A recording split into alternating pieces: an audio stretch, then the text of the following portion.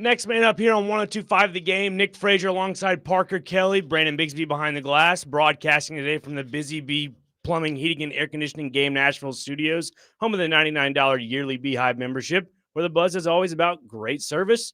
Parker, a lot went on this past weekend. Obviously, the Titans lose to the Chargers 27-20. Close game. There were some opportunities where they could have made some chances here and there.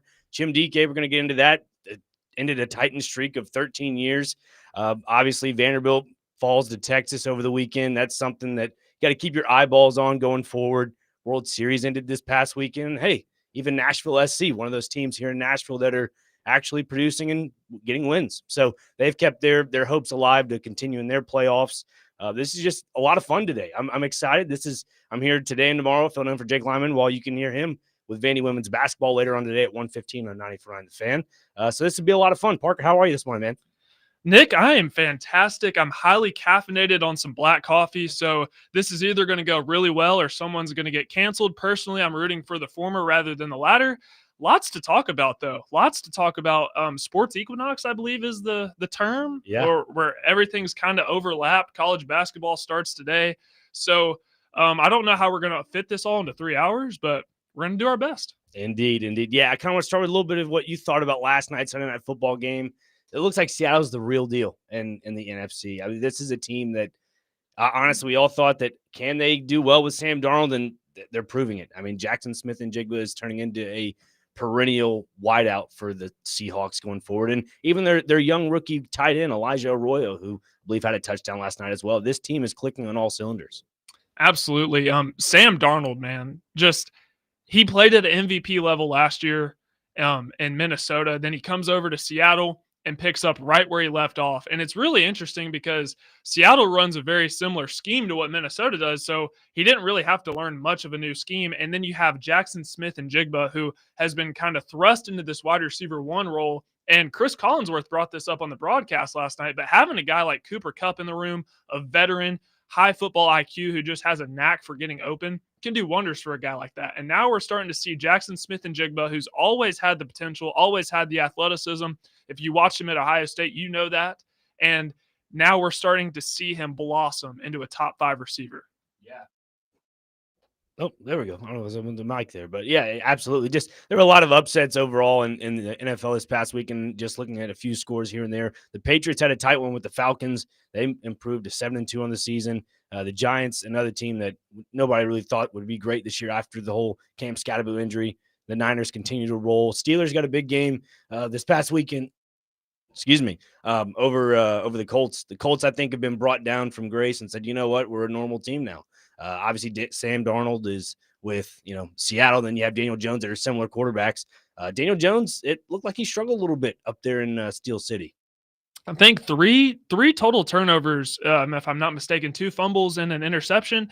That Steelers defense looked phenomenal yesterday. Something that they haven't been good really at any point this year, but they finally looked like that steel curtain defense that we're used to seeing.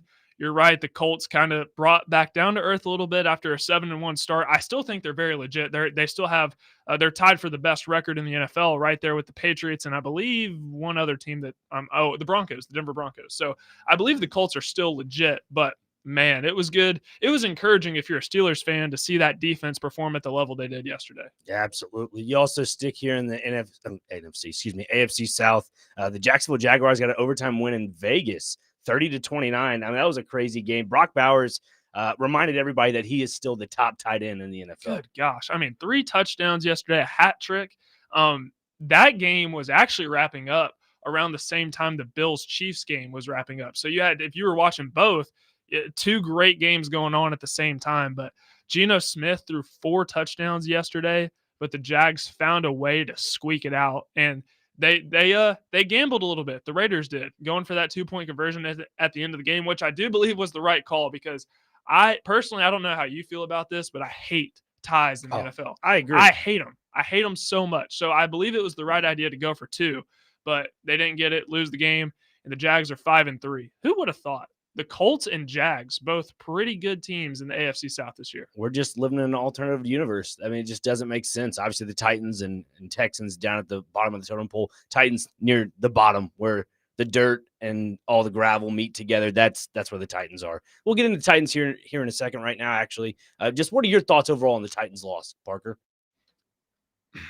They kept it close. They kept it close. I thought for this has been a typical theme with the Titans. First half looked pretty solid, but second half scored 3 points, and tackling has continued to be an issue. I thought Justin Herbert really kind of flexed on the Titans yesterday. That one pass in the back of the end zone, I believe, Quentin Johnston, Yeah, right? I mean, mm, the former quarterback in me got goosebumps when I saw that. It was a beautiful pass, and then you just see him kind of trucking guys left and right. But this defensive line, I was very encouraged by it yesterday. The amount of times they were able to get to Justin Herbert, and I know that they lost Joe Alt for the second time this season. Rashawn Slater, who is their franchise left tackle, who they just paid, was put on IR before the season even started. So they've had some issues of their own at tackle, but you got to be encouraged by what you saw from the defensive line. They were without their best player in Jeffrey Simmons, and they were still able to do what they did. yeah. So that's probably my biggest encouraging takeaway from the Titans. Now, there's plenty of negatives that I'm sure we'll get to, but if we're looking at the positives, that was one of them. Yeah, you make a great point about the defensive line there. Tavondre Sweat, who has kind of caught a little bit of steam when it comes to trade rumors as well. I'm hearing Robbie and Rexer this morning, and just people in general are starting to see a little bit of value in a guy like Tavondre Sweat. I feel like when the deadline is obviously approaching, you have names that kind of pop out, and we'll get into the deadline talk later on in the show. But you make a great point. They had a really good game yesterday, for the defensive line purposes. Offensively, you mentioned it a little bit. 3 points in the second half, 6 points total on the offensive side of the ball. Not great. Again, we'll get into the whole aspect of the Wildcat formation. I get that coaches have a game plan, they scheme up certain plays, but for me, and again, this is just a little precursor of what's to come. It bothers me to see a coach that doesn't want to go off his game plan. Just dial something up that's not on your game plan. And when you do that, maybe you have some other success. I mean, there's been countless times in press conferences where you hear people asking, well, Cam Ward's had so much success off script plays and off script stuff like that. How come you can't? I mean, that hasn't been asked, but like my question is, how come you cannot do that? Like it's almost like they're so enamored with, oh, it's on the piece of paper, it's on our call sheet, we're going to stick to that. That makes no sense to me. Yeah, I've had this conversation. I forget who it was with, but you got to be able to adjust, and that goes into game planning throughout the week. You have to have an answer. If something's not working, okay, what's my plan B? What's my plan C? And I'm questioning why you when you go to Wildcat and it's third and short, you become one dimensional because the defense knows exactly what you're going to do. You're putting Cam Ward out at receiver. I think it's pretty obvious that you're going to run the football. And the Chargers defensive line has been really good. The Titans offensive line has had issues of their own. I mean, all the penalties yesterday, my goodness. So you become you it's like the Tennessee Vols when they get in the red zone and that play against Alabama, the pick six, you told the defense exactly what you were going to do. That's what the Titans did yesterday when they'd go to that wildcat formation. The Chargers, anybody in the stadium with a football IQ could have told you what you were going to do. Absolutely. Well, getting into more of the positive things with the Titans, we'll talk about that here in a little bit. But Titans fans, it's your day. It's a Reaction Monday when we want to hear from you. 615-737-1025. What did you like? What did you not like? Obviously, there's some good things we saw about Chimdike. Draymond Jones had a good game. Cedric Gray, another key point of that defense. It looks like you might actually have a middle linebacker that you can rely on. So we'll get into that coming up. So right here on Next Man Up, 1025 The Game.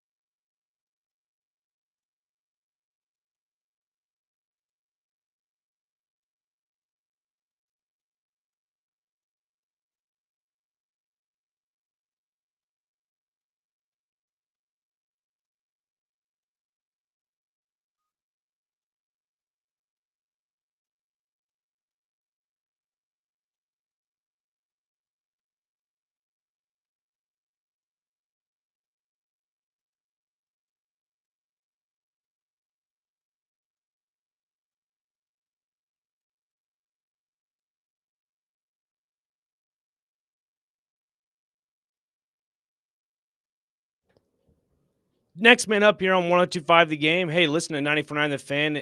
Excuse me, the music. There we go. Sorry about that. 94.9 The Fan is your home for Vanderbilt women's basketball. Today, the Commodores take on Cal at 1:30, and pregame starts at 1:15. You can hear your very own Jake Lyman that hosts Next Man Up on a regular basis. He'll be on the call today. I believe they are in Paris. Live from Paris.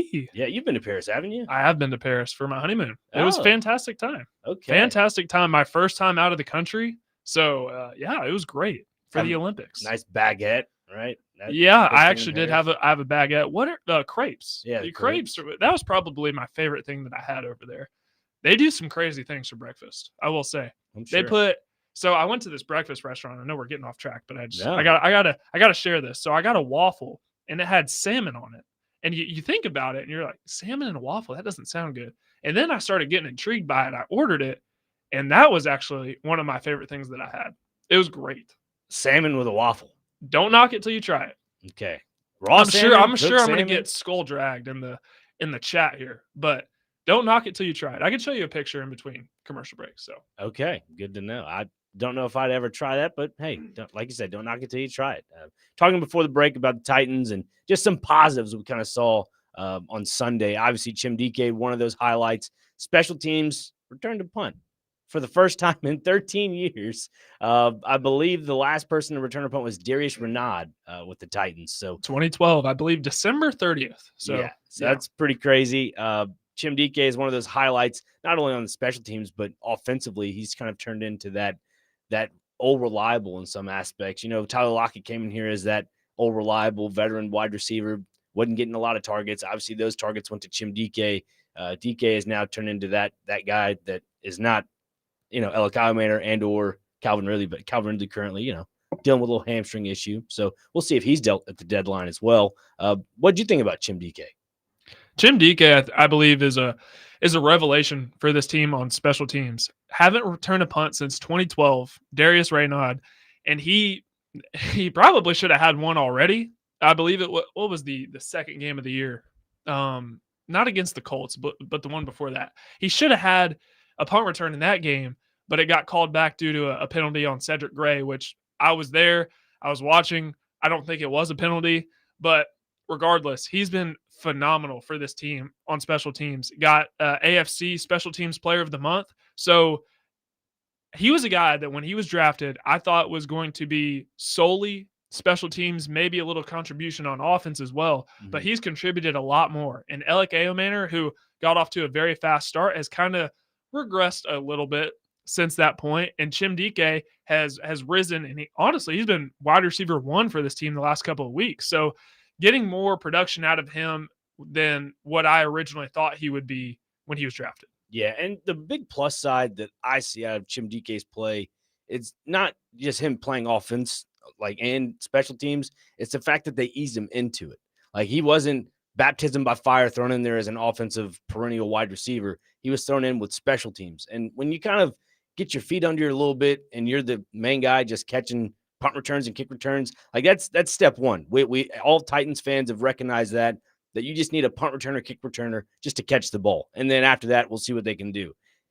He catches the ball, he returns it. It seems like every kick return or punt return, he's getting a good 20 to 25 yards on a consistent basis. And that's kind of what you need to set your offense up for success. And, with that, then that leads into the offensive schemes where you can add him and implement him into certain packages. And when you can do that, especially with a guy like Chim DK, who's the versatility is there, take him on those under routes and, or if you want, just pop the top off the defense. There's so much versatility with his, I guess, intangibles on the field, And part of being a good football team, and this is not groundbreaking or anything, but sure. part of having a good football team is hiring correctly. And you can see just how much contribution Bones Fossil has been for this team, because it wasn't just Chim DK who was doing his part. Now, he was doing an excellent job, but the blocking was great yesterday. And when you block well and you have a fast guy that catches punts and he gets up the sideline, he's hitting his head on the goalpost. So that is phenomenal, because you think about Colt Anderson and the guys that have come before him in Titan special teams units. It's been terrible. So part of what this team needs to do is hire competent people to run great schemes, and Bones Fossil has done just that with the Titans. Absolutely. Kind of getting to the defensive side of the ball. We saw there were, you mentioned Draymond Jones in the break. Obviously, Devondre Sweat, Sebastian Joseph Day, two guys that kind of filled the void while Jeffrey Simmons was not in the lineup. One person in particular as a middle linebacker, Cedric Gray, 16 total tackles, 11 solo tackles. I mean, the guy was all over the place yesterday, and it just seems like the Titans may have finally found a inside linebacker they can kind of rely on. One of the another piece of the youth movement that we're seeing with the Titans, a guy that can be foundational for you moving forward. Now you're kind of starting from the stubs and you're building up, but Cedric Gray is a piece in the middle who at North Carolina had a really good nose for the football. We're seeing that translate to the NFL. 16 total tackles, like you mentioned, 11 solos, 1 sack, 1 tackle for loss. He's one of those guys too that wasn't the most athletic coming out of college, but he just flew around to the football yesterday, and he saw a hole, he saw a daylight, and he hit it full speed, got to Justin Herbert.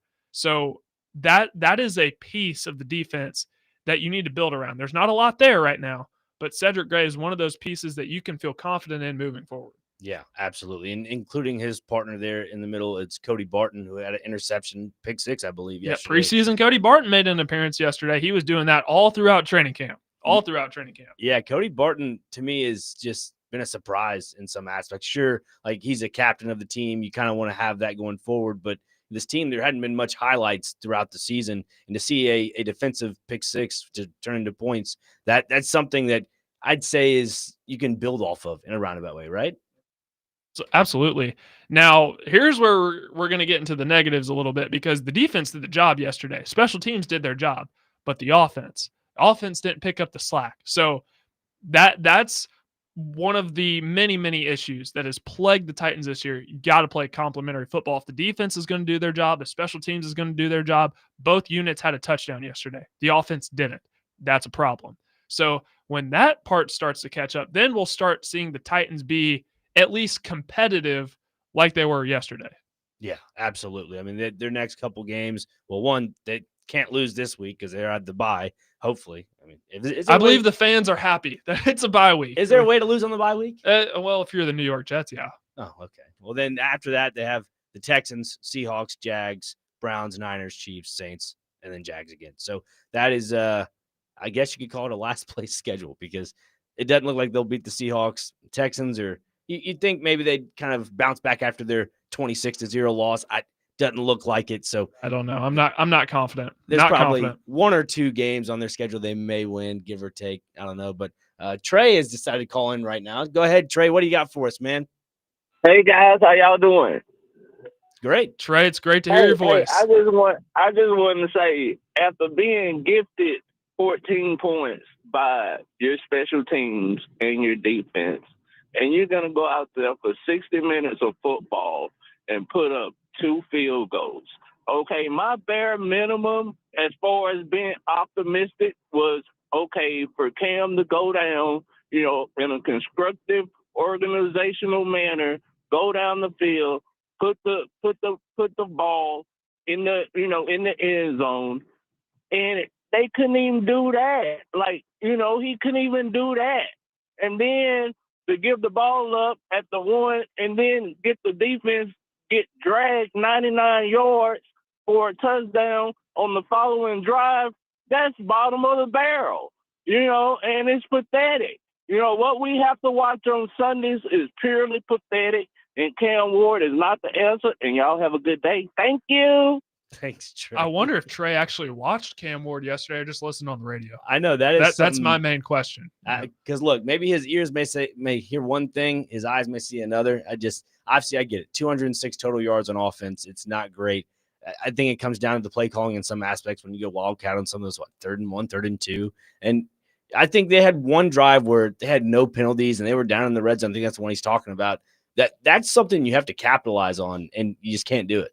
I remember one drive in high school where we got to the 1 yard line, had 3 chances and didn't get it in. I came back to the sideline. I got ripped by my head coach. And it wasn't necessarily, we handed the ball off 3 straight times, but still, that's a situation where you have to score the football. You cannot be almost inside the 1 and you have opportunity after opportunity and not score. That's an issue. Yeah, and going into the second half of everything of this game, to me, it just seems like this team, obviously depth plays a factor into it, but they're just not a second half ball club. They're not structured to be a second half ball club. This is a first half team, and again, it showed because they were right there with the Chargers at the end of the first half. It just everything the wheels kind of fell off in the second half.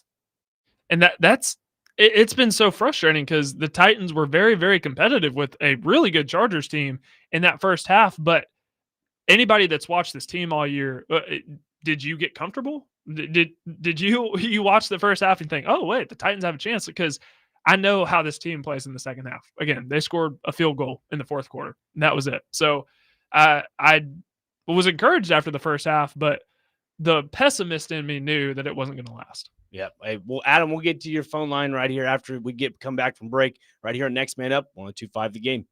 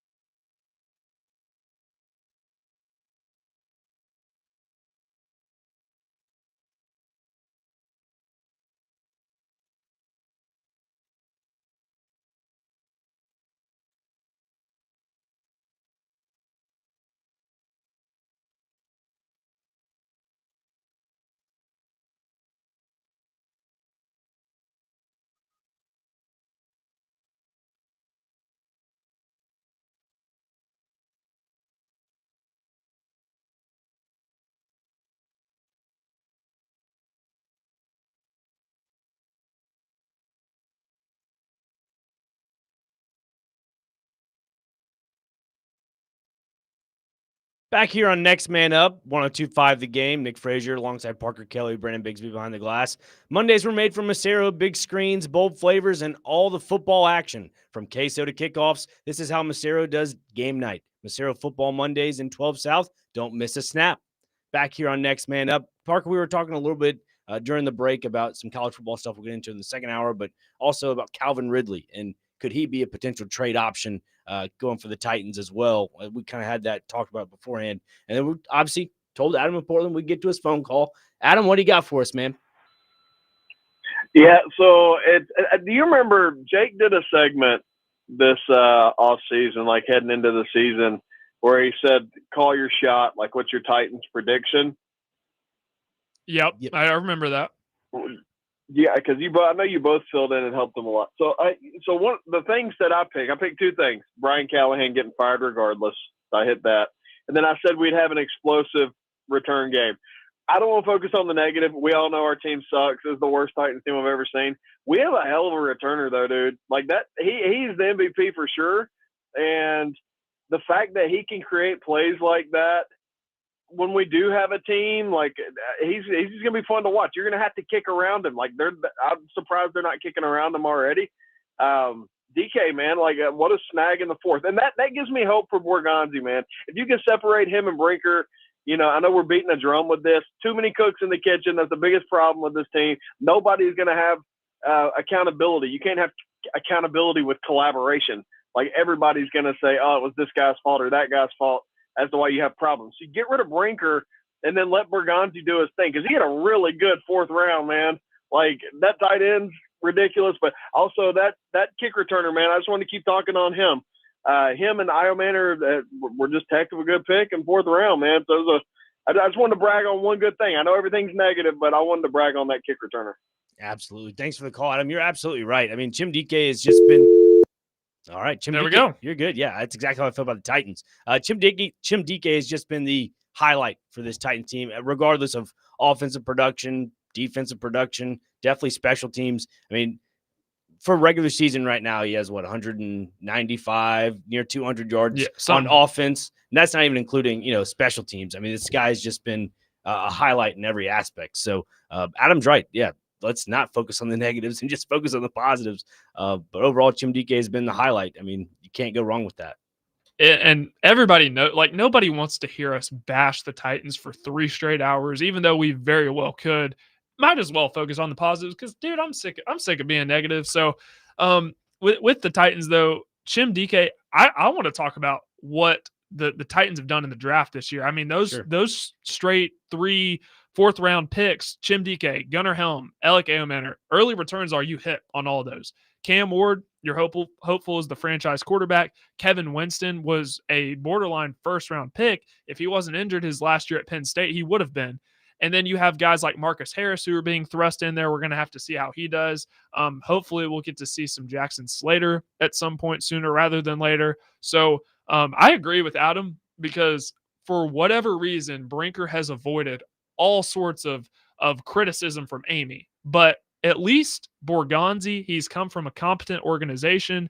He's done well. Again, it's early in the draft. Let's continue to see how he does. But man, I want Brinker out. Well, that probably won't happen. Unfortunately, no, it won't. You're right. You made a point at the beginning, right after Adam's call about everybody's going to be in the collaborative aspect of it, but you can't take credit for that as well. Like, if it's Borgonzi that's making those certain picks, everybody can't take credit for that. You got to highlight that because if somebody makes a bad pick in the draft, then you're thinking, oh, no, that's so-and-so's fault. Like, then it starts to become a one-man show, wrecking crew. Nobody wants to take accountability for when it's right and or wrong. It's always a collaborative thing. And that's the frustrating part for Titans fans, along with just people that cover the team in general. I mean, just hearing from the outside looking in, talking about draft a little bit. You try to grab draft capital before the trade deadline. We kind of teased it a little bit with Calvin Ridley. There was a report from Pro Football Talk saying that, Titans are shopping Calvin Ridley, that this is an option for them going forward. And then TD ended up putting out Teron Davenport put out a tweet saying Titans are not shopping Calvin Ridley. As some reports are saying, confirmed with multiple team sources, that is not the case. They have, however, received calls about Ridley and other players. So that just goes to show you that Pro Football Talk's trying to grab a little bit. Ridley signed a 4-year, $92 million deal in 24. It's going to be hard to kind of go off of that. Titans fans and also just Titans front office in general. I mean, I don't know who would be a trade partner when it comes to a wide receiver like that because he hadn't really been on the field.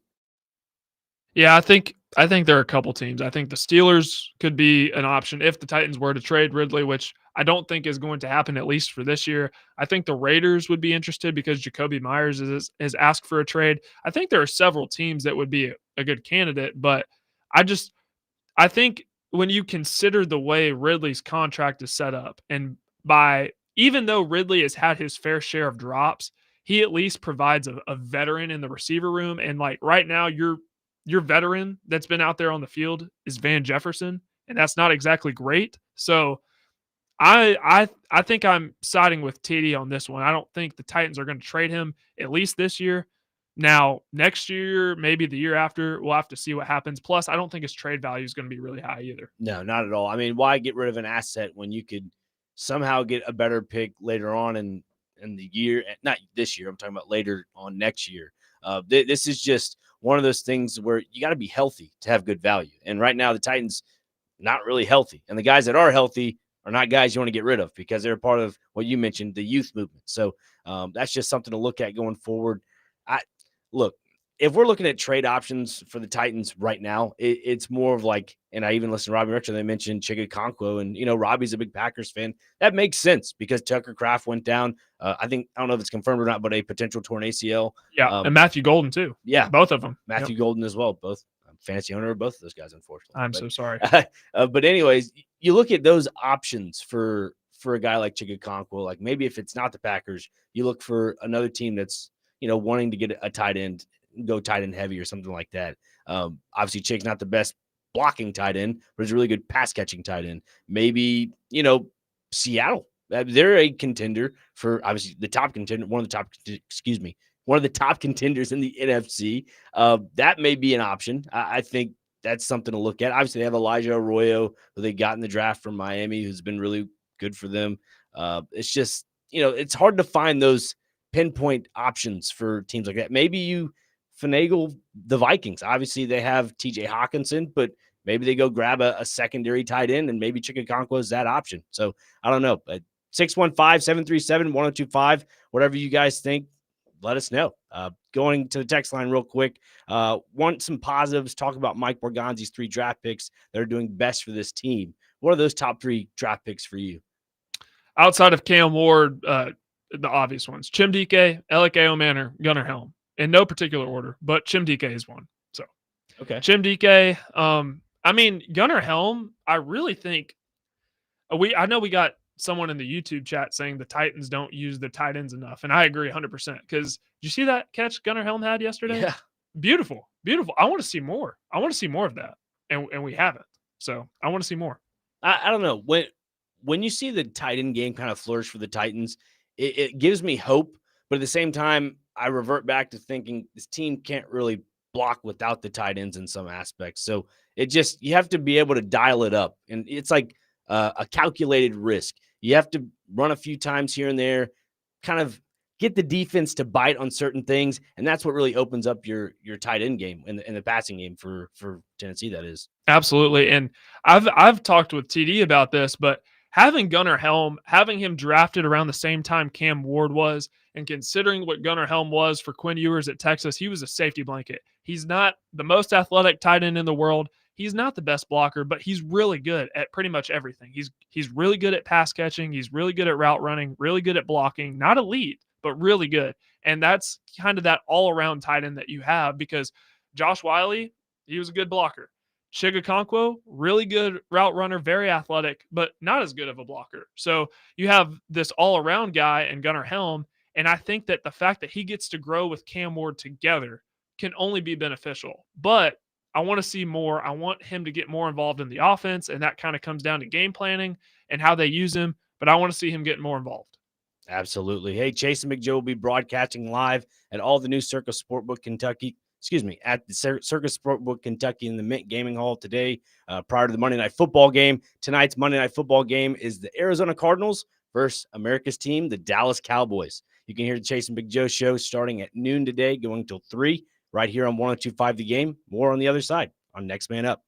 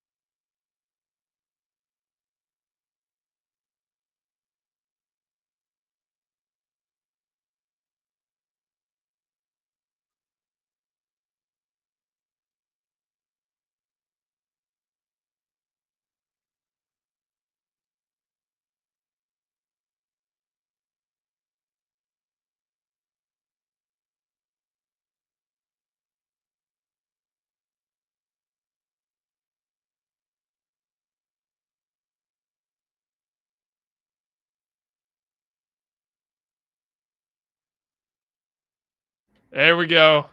There we go. I know you got me, Brandon. I know you got me. I requested this song. And what is it? When I See You by Fantasia. It's a Oh, great song. It's a okay. great song. I was actually listening to this before my workout this morning, and got me in the right headspace. You know. Okay. If TD was here, he'd be right here with me. I need TD to text in and let me know. Fantasia. Yeah, this is a great song. All right, I'll great add song. to my playlist. Great song. Tonight on 94.9 The Fan, Vanderbilt men's basketball team takes on Lipscomb at Memorial Gym. Tip-off is at 7 with pregame starting at 6:30 on 94.9 The Fan on the Game Nashville Sports Network. Basketball's back. You talked to Joe Rexford before the show ended. It's opening night of college basketball. It's a great no November's the greatest because that's when all the chaos happens in college football. Then you have college basketball starting. Yeah, it is really exciting. I'm going to be dialed in to my Tennessee Volunteers as they take on Mercer tonight, 6 p.m. on SEC Network Plus. I can't wait. I'm sure that'll be a 85 to 45 game, right? Yeah, I may be locked in for the first half and then switch over to Monday Night Football, but very excited. Very exciting. It's back. Indeed. Another thing we're excited about, Parker, we were kind of talking in the break, kind of shifting away from the Titans, college football. Looked up on the screen, saw Heather Dinich had her 12-team playoff that was a little surprising. I think Vandy fans need to look away when looking at Heather Dinich's top 12 there. But what are your thoughts on the, I guess, college football playoff right now, that picture? Yeah, so I've been thinking about this all weekend since the games happened on Saturday. So here's how I see it. I see the SEC getting 4 teams in right now: Texas A&M, Alabama, Georgia, Ole Miss. I see all 4 of those teams getting in. Then you go over to the Big 10. Outside of Ohio State, Indiana, Oregon, the next highest ranked Big 10 team is USC at 20. And I don't think USC is going to make the playoff. I don't think Michigan's going to make the playoff. And then Washington is also in there, but I don't think they're going to make the playoff either. So I see the Big 10 getting 3. And then you think about the Big 12. BYU and Texas Tech are kind of the front runners right now. They play each other this weekend. So depending on how that goes, I could see the Big 12 getting 1, maybe possibly 2. I think the ACC is a 1-bid league. Notre Dame gets in, that's 10. Then you have your group of 5, it's 11. So that leaves 1 at-large spot. I think we could see 5 SEC teams get in. I don't think that's crazy to say. Really? I think so. Interesting. Because you have Oklahoma, who's 11, and then Texas, who's 13. Right. Now, asking Oklahoma to win out is going to be a tall task because they're in Tuscaloosa this weekend, and then they have to play LSU, and I'm blanking on the other team, but I think they play Missouri as well. So 3 pretty challenging opponents, depending on if LSU gets that interim bump or not. But still, it's going to be a tall order to ask them to win out. Yeah, looking at this top 25 and also just the top 12 of what kind of the baseline of what Heather Dinich put out earlier, it to me hurts Vanderbilt looking at it because Texas is now 13th. They've leapfrogged them in the rankings, and you kind of need Texas to drop another game. And obviously they have a tough last 3, of their schedule. It's Georgia, Arkansas, Texas A&M to wrap up their regular season. And to me, it looks like A&M is a legit contender. There's no team to me that really stops them, minus Ohio State, or we'll have to see what Indiana's about when it gets to the playoff because they know how to take care of business in the regular season. It's more the fact of the matter if they can take care of business in the postseason. So that's something to look at. But yeah, I think for Vandy's sake, you need Texas to drop a game against either Georgia or A&M, which one of those probably they should drop one of them, right? If you're Texas. Yeah, it's the same thing with Oklahoma. I mean, you're playing in Athens this weekend, and Georgia has only lost 1 home game in the last 5 years, I think, under Kirby Smart. And then Arkansas, who they're 2-7, but Arkansas, if you don't watch them, you wouldn't know this, but Arkansas sneakily has one of the best offenses in the entire SEC. And then Texas A&M, who is a national championship contender. So it's going to be a tall order to ask them to win out as well. But here's the hope for Vanderbilt. Vanderbilt has Auburn and Kentucky at home, and then they're on the road at Tennessee. So I did the math. You go to the All-State playoff predictor. You have Vanderbilt losing this game to Texas, but if they win out, they have over 90% chance to make the playoff. So if Texas and Oklahoma both drop a game, which is likely, Vanderbilt wins out, you leapfrog them, and Vanderbilt could get that last spot. But you got to win on the road in Knoxville. That is a key factor for you. You probably don't want to see it. You want to see Tennessee play spoiler, obviously. As a fan. Right. Right. But yeah, overall, this is just – it's interesting you mentioned USC as one of those teams that you don't possibly see getting into the playoff. For me, it's interesting. I think if Notre Dame drops another game in the regular season, I think that leapfrogs USC because Notre Dame would be done. Right. Notre Dame's done. But that would open up another spot, and I think USC is one of those teams that could finish up the season pretty good. I mean, obviously they have Oregon left on their schedule. That's a top 10 team. Look, Oregon lost to Indiana. I think it's free game for anybody. Sure, Oregon's a really good ball club, but don't miss out on USC. They're a really good team that has been playing well out west. I mean, they had a really good game a few weeks back against Michigan State. They really exploited them and showed what their offense was really about. So I think you just got to hold off on USC right now. They're 4-1 in their conference, and then obviously 6-2 overall. it's just a lot of 2-loss teams that could really be fighting for that last spot in the playoff. Man, that's why they say November is the greatest. So playing on the road at Oregon, that's on November 22nd. That is a game that I'm going to be locked into because that could have major playoff implications depending on how that game goes. And think about it, if USC steals one at Oregon, does Oregon steal an at-large spot? Because that's very well in the cards. But Texas, I mean, all these different 2-loss teams. Virginia is still in there. Virginia has a very, very easy schedule. They have Wake Forest, they're at Duke, and then they close out with Virginia Tech. So if they play in the ACC championship game, I mean, we saw SMU at 11-1. They lost to Clemson last year in the ACC championship, but still got an at-large spot. So if the playoff committee is not factoring in losses in conference championship games, we could see Virginia get in there as well. Louisville is very much alive in the race. I don't know, dude. The ACC is a toss-up. Georgia Tech lost this past weekend. Miami's still in there. So I definitely think they're a one big league, though. You make a great point about the ACC. It's just a toss-up. I'm going to throw a wrench into things real quick. Say Georgia Tech ends up beating Georgia to end the season, and then that leaves Georgia Tech with one loss right now at what? They're currently 8-1. Yeah. They finished with one loss on the season after the Georgia win, if that is the case. What do you say about Georgia? Does that drop down to SEC only having 4 teams into the playoff? Or do you still think 5 get in? I think depending on how they lose the game, if Georgia were to get blown out, I'd say, I don't know, man. I don't know. I think they still would get in because a 10-2 SEC team, considering strength of schedule, which the playoff committee is factoring into this, I still think Georgia would get in. But the ACC could cause a lot of chaos this year, a lot of chaos. And there's still a lot of games left to be played. Absolutely. Well, let's jump to the Big 12 real quick and seeing Texas Tech take on BYU this upcoming weekend. For me, I've kind of fallen in love with this BYU team. I mean, undefeated. This team seems to be clicking on all cylinders. And then you look at Texas Tech, who had a bad loss to Arizona State at home, I believe. One of these teams is going to make the playoff for sure. Is it possible both get in? It's certainly very possible. If Texas Tech wins this game and both teams have one loss, I mean, there's a very real possibility. Even with the loss, BYU would still be tied for first in the Big 12. So if both teams play in the conference championship game, both with one loss, it's absolutely, I mean, Heather Dinich had both of them in her playoff bracket. So I wouldn't say that's out of the realm of possibility. Now, here's where things get interesting. If BYU wins that game and Texas Tech then has 2 losses, that's when we start having the conversation of the Big 12 being a one-bid league. But, man, I have fallen in love with this BYU team too. I didn't know how legit they were after their first 6 games just because they didn't really play anybody. And then they beat Utah, which is a very impressive win. They go on the road in Ames, Iowa. They beat Iowa State pretty handedly. And now they get Texas Tech. Game day is going to be there. They're on the road.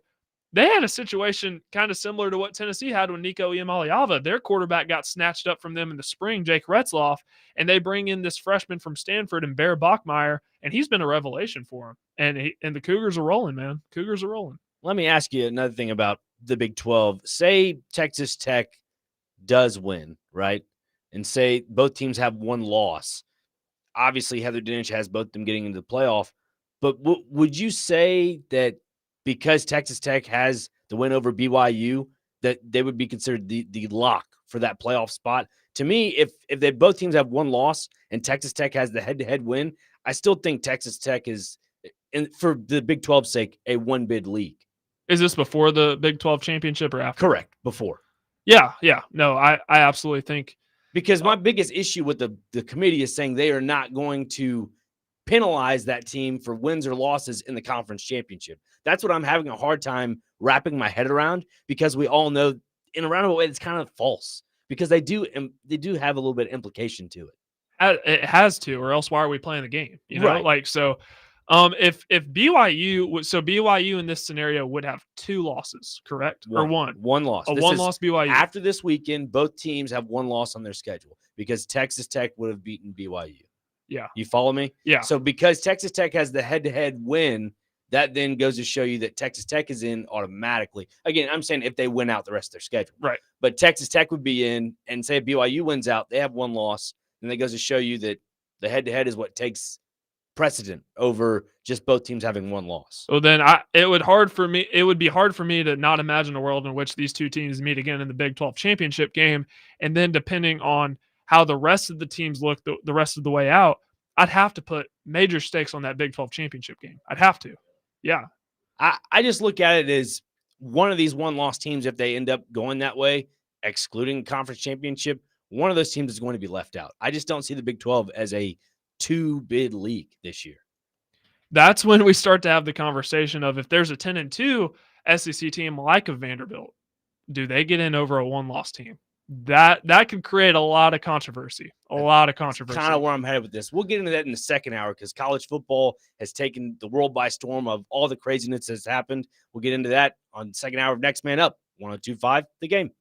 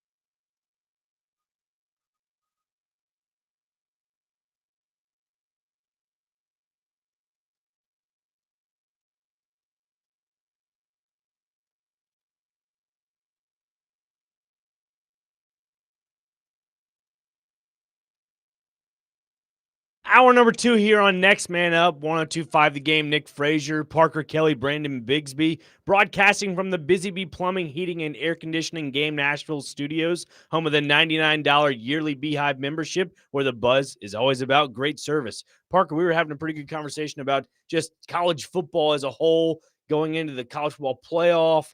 Just, again, I don't think the Big 12 is a two-bid league this year. Looking at the ACC, I think that's where it opens up to more of the two bids for the ACC purposes. I think there's more quality in that conference. The strength of schedule is a little bit more, I guess, competitive for more teams in the ACC. And just for the Big 12, in my opinion, sure, BYU and Texas Tech have been great this year. I think the Big 12 is playing on a different weight of a scale, if that makes sense. For me, if I'm a college football playoff committee member, the Big 12 has to either have one loss or be undefeated to be, in contention for a spot in the top 12. And if that is the case with BYU and Texas Tech both having one losses, in this scenario it doesn't work because Texas Tech has the head-to-head win over BYU. I believe this is where we start heading down the road towards a world, and this is especially going to be the case next year because you have the SEC playing 9 conference games, and they're just going to beat up on each other because in that deal, they also have to play one Power 4 opponent in the non-con. So they're going to be playing 10 games against conference opponents. So there's this lie out there in college football that you are what your record says you are.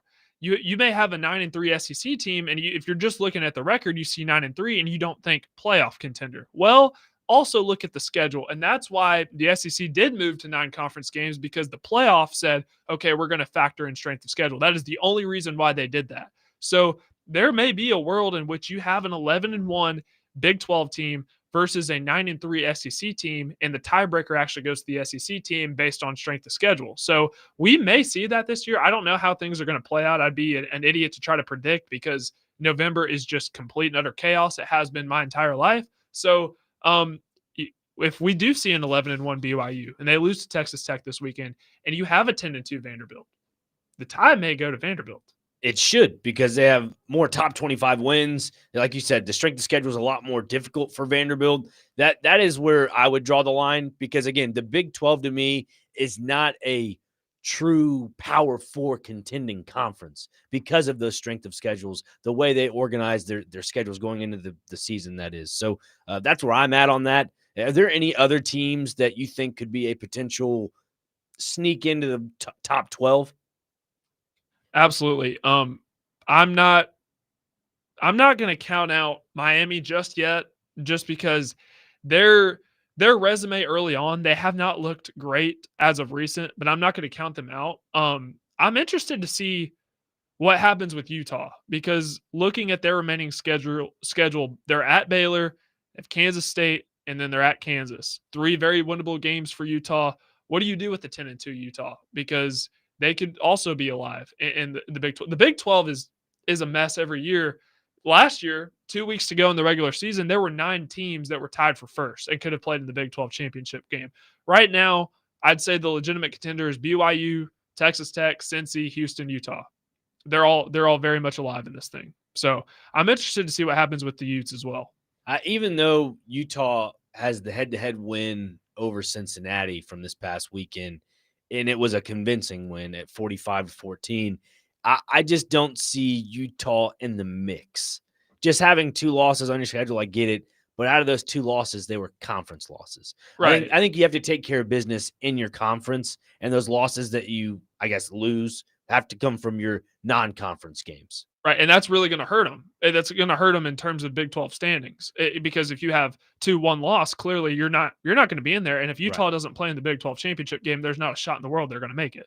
So, but we're really starting to see this thing come together. I probably should have mentioned them first, but Louisville they don't have the strength of schedule, but they have a win over Miami, which was pretty impressive. Their one loss was to number 12 Virginia. You're going to finish out with Cal, Clemson, SMU, Kentucky. And if you win those games, that's only going to, because they're ranked 14th right now. So if they win out and chaos happens in front of them, which is bound to happen, I mean, Texas and Oklahoma are both ahead of Louisville. So depending on how things shake out, Louisville is one of those teams that, if you're talking about a 2-bid ACC, could potentially sneak in there as well. Yeah, and again, let's say if there isn't a 2-bid ACC league this year, say it's just only 1 bid and it's Virginia, if they do win out and take care of business.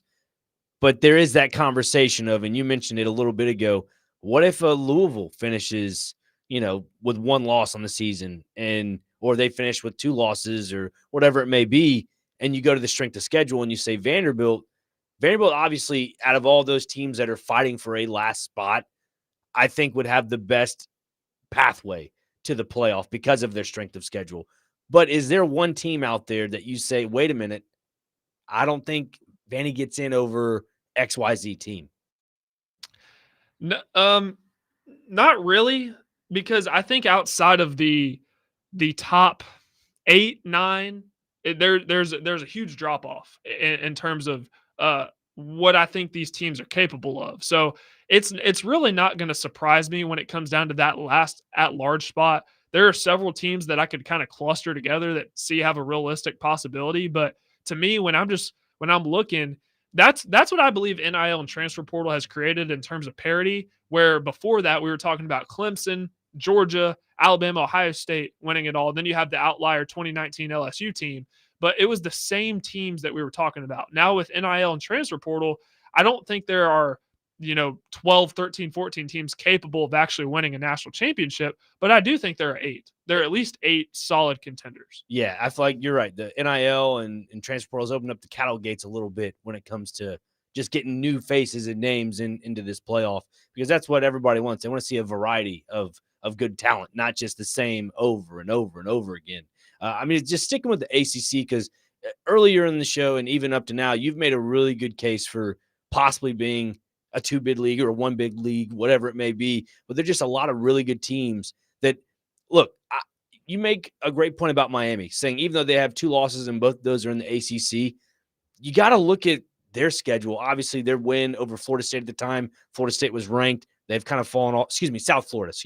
South Florida and Florida State, both of them were ranked. And technically Florida, which, Florida, despite the record, their roster is still really good. So I think that'll still hold at least a little bit of weight. Now, it doesn't look good now, but at the time it looked pretty solid. Yeah, and also to that point about Florida, if Miami ends up, going on and only having 2 losses on the schedule, they need Florida to beat Tennessee coming up in the rest of the season, because at the time when they beat Florida, it was 26-7, a very interesting win for them. You look at Tennessee, who's kind of fallen off after their loss against Oklahoma this past weekend. You need them to lose to Florida, because that only strengthens your I guess, opportunity to go to the playoff in the roundabout way. And to that point as well, how do you discount the SMU loss if you're a committee member looking at it from Miami? Do you discount that at all? I mean, it was an overtime loss. Is there any factor into that? I do, just because it's a loss. And I'm a guy that the regular season is the most important part of this deal to me. So I want to put as much emphasis on your regular season performance as possible. So if you lose, that's why with Notre Dame, like they started the season 0-2. Now they have buzzsawed teams since that point, and I do believe Notre Dame is going to make the playoff, especially if they win out. But losses have to account for something, in the way in which they did it. The SMU, it went to overtime, but it didn't feel like Miami was going to win that game. If you watched, I really thought SMU was in control for the most part. So it's definitely going to factor into it. Yeah, and you mentioned Notre Dame, and obviously Miami beat Notre Dame at the beginning of the season 27-24. That, to me, I think kind of counteracts the SMU loss, like equals it out in a roundabout way. That is, if Notre Dame wins out, because then that gives a pathway, in my case, gives a pathway for Miami to make it to the playoff, because the teams that they've lost to, I mean, obviously you lose to Louisville and you lose to SMU. Louisville is a top 15 team right now. You got to give a little factor into that, because they're a really good team in the ACC. So there's a pathway and a argument to be had for a lot of these teams. But again, back to the main point about Vanderbilt, I still don't think a lot of these teams can be leapfrogging Vanderbilt because of that. And unfortunately, and we'll get into this on the other side about Vanderbilt's case for the playoff and how much Texas had to do with that. All right, we'll do that here on Next Man Up, 102.5 The Game.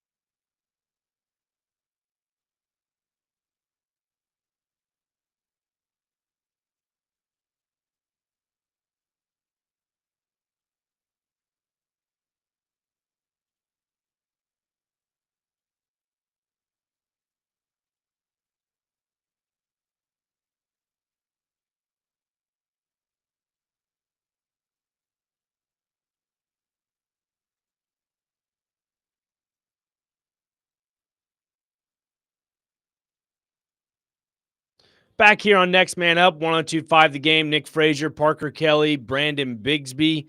Hey, make sure to check out anything on our phone lines. If you hear something you want to call in, it's sponsored by WilsonCountyHyundai.com or driven by WilsonCountyHyundai.com. However you look at it right here on 102.5 The Game. Parker mentioning about just Vanderbilt's case for a college football playoff bid. It just, obviously, Heather Dennis does not have Vanderbilt in that top 12, but definitely I think Vanderbilt has a true case because of strength of schedule. How much factors into that Texas loss? I mean, obviously it's pretty big because Vanderbilt looked really good in the second half, but before that, they were getting taken behind the woodshed. So, it's hilarious, Frazier, because you know me, I'm a Tennessee fan, and I Right. have been called, and me and Jake both, we have both been called Vanderbilt homers, and I've been called Vanderbilt homers by my own friends, and it's crazy. But I've done the math. I've looked at this all-state playoff predictor. That's what I want to know from the callers, texters, whoever. Does a 10-2 Vanderbilt make the playoff? Because if you win in Knoxville and Neyland, one of the toughest places to play, and you win out with the resume that you already have, I don't see a world in which Vanderbilt gets left out. I mean, 10-2 SEC team with the strength of schedule that you have to play. my only pushback, and obviously Alabama's a really good team. Texas, again, we really don't know what Texas is.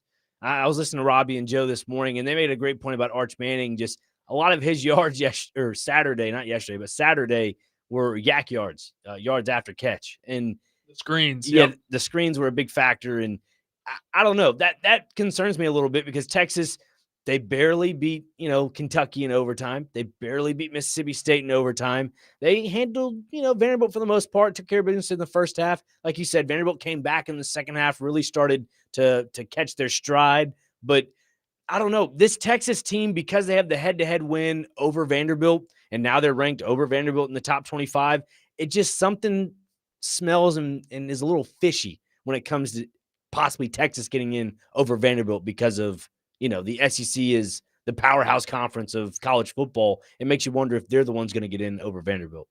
Well, here's how I think about it. I see what the AP has put out, and obviously the first playoff rankings come out on Tuesday, but they're at 15 right now. So we've talked about Oklahoma, we've talked about Texas. Both of those teams, I see a loss coming up on their schedule. So if they both lose and you have a 2-loss Vanderbilt team versus a 3-loss Texas and Oklahoma, I'd see Vanderbilt jumping them. And then you have Louisville and you have Virginia and the chaos that could play out in the ACC. That's why God created Saturdays and God lets us play the games, because we at that point we won't have to talk much about it. We'll just let the games speak for themselves. So I could see a case now if Vanderbilt loses again. Obviously, this is all a moot point, but it's just hard for me to imagine a world in which a 10-2 SEC team gets left out of the playoff. Yeah, again, it comes back to the Big 12 not being a strong conference because of strength of schedule. Look, if it's me, Vanderbilt's definitely in the playoff if they win out. Like, I don't know how else to tell you this. Same with me. But their strength of schedule, yes, they've lost 2 games, and that one was against, a team in Texas that you kind of look at it thinking, yeah, maybe they'll get in, maybe they won't. They're that fringe team. If Texas ends up losing, again, and we alluded to it last hour, but they'll more than likely, in my opinion, lose to A&M. That will for sure strengthen out, Vandy's case. Again, Vandy has to take care of business. And we talked about this beforehand. Auburn, getting rid of Hugh Freeze. I wonder if that plays a little factor into the upcoming game against Vanderbilt because of that interim head coach bump. Obviously, it's their defensive coordinator that's taking over. But if that does play a factor into it, then that obviously hurts Vanderbilt. But Vanderbilt seems to be a team that knows how to bounce back from games like this. Man, I'm so happy you brought up the Hugh Freeze firing, because Auburn is one of those teams, just like Florida. If you're looking at record, and clearly Auburn's record is not great, you wouldn't know the true story of this Auburn team, because Auburn has a 5-star wide receiver on the outside in Cam Coleman. They had the number 1 overall receiver in the transfer portal. They have a pretty, solid offensive line. Their defense is pretty good, but they've really struggled with, one, they've got hosed several times on penalties, or the Oklahoma game and the Georgia game. You could attribute officiating to why they lost the game ultimately, but play calling. That's what I wanted to hit on. Play calling with Hugh Freeze has been next to awful. And I'm going to get into the minutia real quick, because I see Auburn running RPOs in which Jackson Arnold is turning his back and then throwing to where his back was facing. What sense does that make? And it ends up being picked off and at a pick six. That was the case in the Arkansas game. You should never turn your back to the guy you're going to ultimately throw the ball to the second you get your hips flipped around. It makes no sense. So I thought play calling under Hugh Freeze, he wasn't putting his guys in the best position. Now, I don't think Jackson Arnold's a good quarterback, but he still wasn't putting him in a good position to be successful. So whoever is taking over as play caller, if they're somewhat competent, you can do some things with Auburn down the stretch. Absolutely. Let's get to our text line real quick. 6641 says Memphis would take 90% of the Big 12 to the woodshed. Would you agree to that? You think as a group of 5 team or that small bid into the top 12 that Memphis would take care of business in some aspects? I think Memphis beat Arkansas, Right. an SEC team. So I think Memphis could at least beat half of the Big 12. I don't know about all. I still think I'm not doing math on air. There's 16 teams in the Big 12. 90% would be how many? 14? I don't think Memphis beats 90% of the Big 12. Interesting. All right, next we have Nevada Josh, one of my favorite textures out here right now because we agree on a lot of things, which is always great. If Vandy loses to UT, they're done. So sad for Tennessee football. Nobody's getting any playoff teams in. Vandy beating UT is our last hope. So for Vanderbilt fans, he's saying that is the last hope. He's right. I mean, no 3-loss team is getting into this playoff unless some meteor hits the earth and says, wait a minute. Unless some serious chaos happens and we'll just get complete carnage for the month of November. Exactly. Don't worry, Joey and Bellevue. We'll get to that in a little bit, talking about Nashville SC. Michael and Madison says Texas still has to play both Georgia and A&M, which is what we made earlier. They could be 8-4. Yeah. I mean, that's a real possibility. So could Tennessee as well. And that makes me get to another point. If an 8-4 Tennessee, well, say at the time it would be 9-3, but say a 9-3 Tennessee team, which is right now, say they ended up, or maybe a 7-5 if they finish out that way. In the cards too. It's in the cards. Like if they have 3 or 4 losses on their schedule for Tennessee, and then Vanderbilt ends up beating them, does that devalue Vanderbilt's win against Tennessee? Say that one more time. So say if Tennessee, sorry, I'm talking a little fast. You're good. If Tennessee has 3 or 4 losses on their schedule going into, take on Vanderbilt at Neyland Stadium, and Vanderbilt ends up beating Tennessee, does that devalue any of Vanderbilt's case for a playoff spot? Maybe a little bit, but I mean, I'd still consider it a good win because it's on the road, and from top to bottom, the SEC has been very competitive. Even Kentucky has been competitive with teams like Texas. Took them to overtime, beat Auburn this past week, and so maybe a little bit, but Tennessee still has the number 1 offense in the SEC, so they're going to look at that. They still have a pretty good defensive line that's been able to get after the quarterback. So it may be a little bit to answer your question, but it still should mean something. Absolutely. We'll get to more of your calls and texts, talking college football, playoff implications. If Vanderbilt, if they went out, is there still a true case that they can make the playoff? We'll get into that even more on Next Man Up, 102.5 The Game.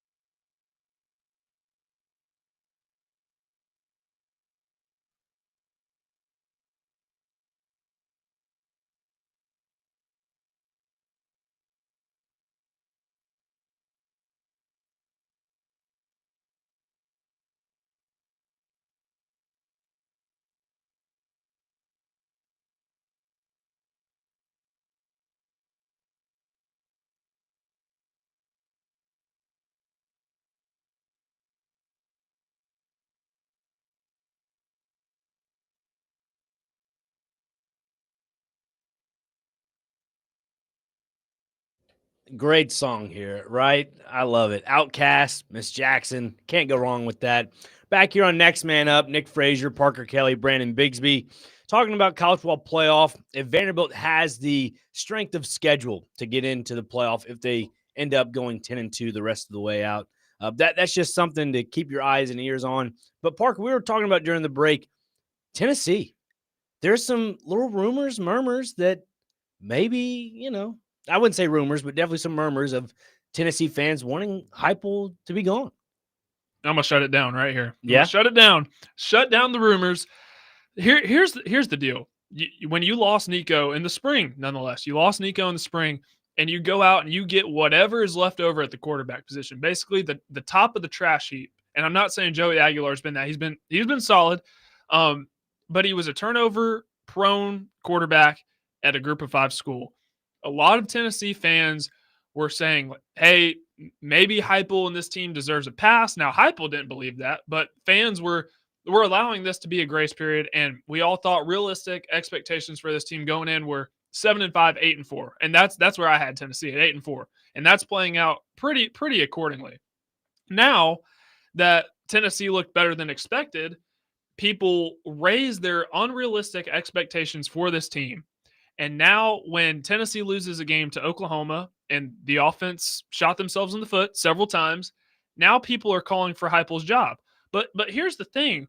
Where was Tennessee before Josh Heupel? Where was Tennessee under Derek Dooley? Where was Tennessee under Butch Jones? The bottom of the barrel. I mean, it cannot get worse. Josh Heupel has 2 10-win seasons, brought you to the college football playoff, won an Orange Bowl, had a borderline Heisman contender quarterback. He's brought Tennessee back to relevancy. And now people are calling for his job. I can't understand it. Now, Josh Heupel has his in the offense. They have some problems, but it's stupid. It's so stupid. Yeah, I look at this, again, it falls under my microwave society category. Vols fans just have to be patient. The ones that are on the get Josh Heupel out of here train, like, you got to just be patient a little bit. Everybody knew, and you even mentioned this in the break, everyone knew that, having a quarterback that's not adjusted to the Heupel system, you're getting rid of Nico, you're moving on from that, turning the page. You just got to give it a little time. And obviously Vols fans don't want to hear that because they want to be in, the college football playoff contention every single year. And I think that's just something that frustrates them. And also, too, if Vandy waltzes into Neyland Stadium and takes care of business, Vols fans will be irate that they did not beat Vanderbilt because for the last, decade or so, it seems like Vanderbilt's been the little brother to Tennessee, but those roles have been reversed now. Obviously, Diego Pavia has hyped up this Vanderbilt team, and they're backing it up. Especially, he's been on multiple podcasts here in the area and also on even our airwaves on Chase McJoy. Even mentioned that, this is a team that's looking to win a national championship, and they want to run Tennessee, like not Tennessee Vols, but run the state. And that it goes to show you the confidence, and I guess you could say aura is what everybody says nowadays, that this is a Vanderbilt team that can do that. So I know just more from Tennessee to Vandy, but back to Vandy here for a second. This is a game, again, it's a couple weeks down the line, but if Vandy takes care of business against Auburn and Kentucky, which I do think they can take care of business against Kentucky, unless they have one of those little trap games, as some may call it, that's something you have to worry about. But I see a route for Vanderbilt to get into the playoff at 10-2.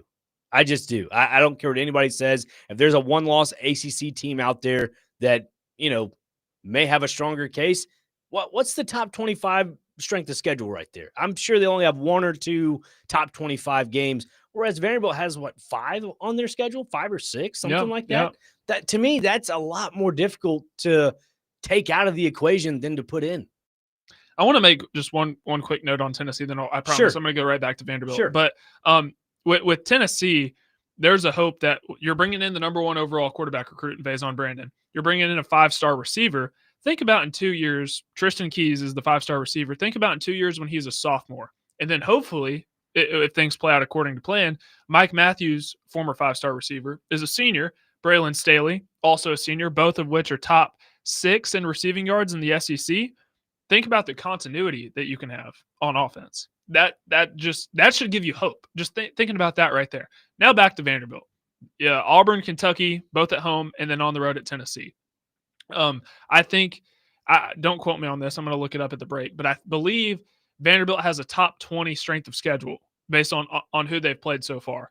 And if that factors into the playoff and you win out, they should be in.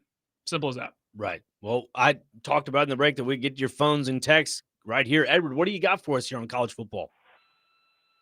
Hey guys, enjoy your show. Can you hear me okay? Yes, sir. We got you, Edward. Make some comments about the University of Tennessee football. I'm probably going to get some death threats and somebody want to come beat me up. Tennessee fan. Tennessee fans on the outside looking in. They want to get rid of Johnny Majors. Couldn't wait to get rid of him. Wanted to get rid of Bill Battle. Coach Fulmer. How'd all this work out for them? Where'd they go for about a 20-year stretch? Tennessee's fan, as one of you gentlemen just said, their expectations are too high. They believe that they can run historically national champion, repeat, multiple, Alabama, Notre Dame, Oklahoma, Nebraska, I'll stick Florida in there. Georgia's, that's they're mid-level, upper mid-level.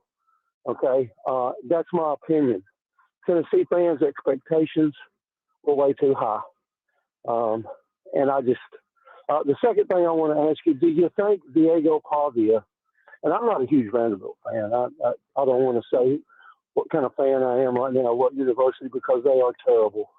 But do you think Diego Pavia will get an invite to New York to be considered for the Heisman? I hope he does. I think that Indiana quarterback will get it. But I know one of you guys is a big UT fan. I just want to get your thoughts about what I've said about their expectations. Thank you. Absolutely. Thank you, Edward, for the call. He makes a great point about Diego Pavia. Does he deserve a case to go to New York and be one of the Heisman candidates? I'd say yes before this Texas game. After the Texas game, I don't know. I mean, sure, they brought it within 3 points at the end of the game. They were one onside kick away from really kind of maybe turning the game around. I mean, it's a tough one to dictate for sure. I'd probably lean no just after that Texas game. I'm sure one loss doesn't really dictate things here or there, but when you lose to Alabama and you lose to Texas, two teams last year where you were in a dogfight with. Obviously, you beat Alabama last year here in Nashville, and then you almost beat Texas as well last year here. It just seems like those two teams really have the complete, defensive roster structure going up against a guy like Diego Pavia. So to say Diego Pavia is a Heisman candidate, he still is, but I'd say he's on the outside looking in just by a player or two, if that makes sense. Yeah, I'd say before the Texas game, and Diego Pavia played very well in the second half. Outside of the fumble, he threw for over 360 yards. First time he's thrown for over 200 yards versus an SEC opponent this year. The loss is going to play into it, and I think there are guys that have leapfrogged. Julian Sayin is one of those guys. Right. The way he played on Saturday, my goodness, it was very, very impressive versus Penn State. Mendoza is going to be in there. Ty Simpson's going to be there. I think Marcel Reed has leapfrogged Diego Pavia. So Diego Pavia is certainly still going to be in the conversation based on the fact that he's been able to elevate everybody around him. But for right now, I still think he's on the outside looking in. When is the Heisman Trophy cutoff date for players to go to? Let's see, New York. It's early December. It's December 13th is the ceremony. Right. But I'm trying to figure out the cutoff date because, I don't know if it plays a factor into the college football playoff at all. But if Vanderbilt finds their way into the college football playoff as one of the last remaining seeds, I think you can put Diego Pavia in as a Heisman candidate to go to New York. I think that's something that plays a factor into it. There's obviously TV ratings and stuff that fall into this as well, but I don't know. There's something about that. If that is a case, if my timetable kind of matches up here and Vandy is a college football playoff team, I could see Pavia in New York for sure. Yeah, I think they'd have to win out in order because right. Wins are one of the things that factor into what the Heisman Trophy voters, and there have only been, I think, 3 quarterbacks with 3 losses that have won it: Tim Tebow, RG3, and Lamar. So I don't think Diego Pavia is in that category. But if he wins out and he has several opportunities to prove it, Auburn, Kentucky, Tennessee, if they win out and his numbers are good, I'd give him an invite. Yeah. So let's go back real quick to Texas A&M of 2012 because that was the year Johnny Manziel won the Heisman. Let's see, Texas A&M football of 2012. Did they not have 2 losses on their schedule that year, or was it just one loss? I believe 2 losses in the regular season, and I can't remember if they won the bowl game or not. I think they did lose the bowl game in the Sugar Bowl. Yeah, it was. They went 11-2. To That was it to Oklahoma? I believe so. If my computer would not, freeze on me here. Well, all I know is that they went 11-2. It does look like they did lose in the bowl game. That was the Sugar Bowl. I can't see on my screen here that who the away team was, but that still goes to show you a 2-loss team, Heisman winner. Again, at the time, Johnny Manziel was doing a bunch of crazy stuff that year. Obviously, that Alabama win is what really put him over the top. But again, you look at Pavia, what are those statement games for him and his Heisman candidacy? And I'd say the LSU game as of late, recently. I mean, take him out of the equation of that game. I don't think Vanderbilt gets the job done. He managed the clock well that game. I think that one touchdown inside the red zone over there by the student section, that was one of those, I'd say, Heisman plays. I mean, obviously it wasn't pretty, but, and again, the whole conversation of, oh, his stats don't really compare to everybody else. Yeah, whatever. He's a difference maker. He really is. Yeah, he plays within the structure of what Vanderbilt is asking him to do, and that's what a casual fan who watches Vanderbilt doesn't understand. He plays within structure, and then what he's able to do out of structure is just impressive, and he elevates everybody around him. The fact that we're even talking about Vanderbilt in this light, it goes to show you how much of a difference maker he is. His stats aren't up there with the Julian Sains of the world, the Fernando Mendozas, the Ty Simpsons, but when we're talking about the Heisman Trophy, and we're talking about the most valuable player to their team, Diego Pavia is certainly in that top 6, 7, 8 conversation.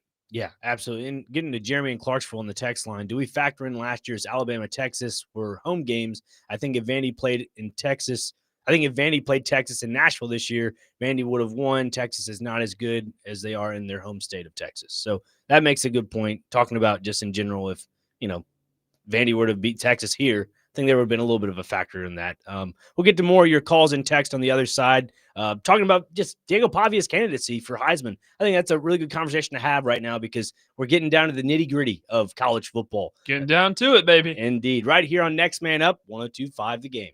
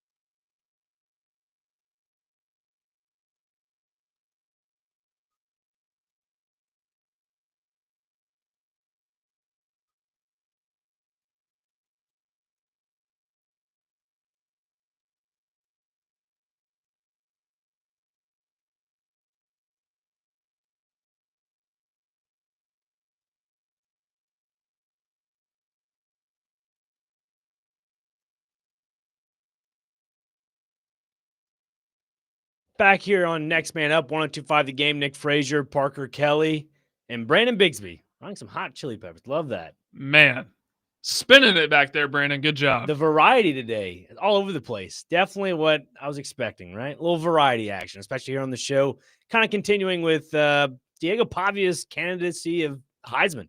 I mean, looking at some other candidates, Parker, who would you say minus Diego Pavia? We kind of talked about it in the last segment, but you mentioned Trinidad Chambliss, the quarterback at Ole Miss. What intrigued you so much about him over at Diego Pavia?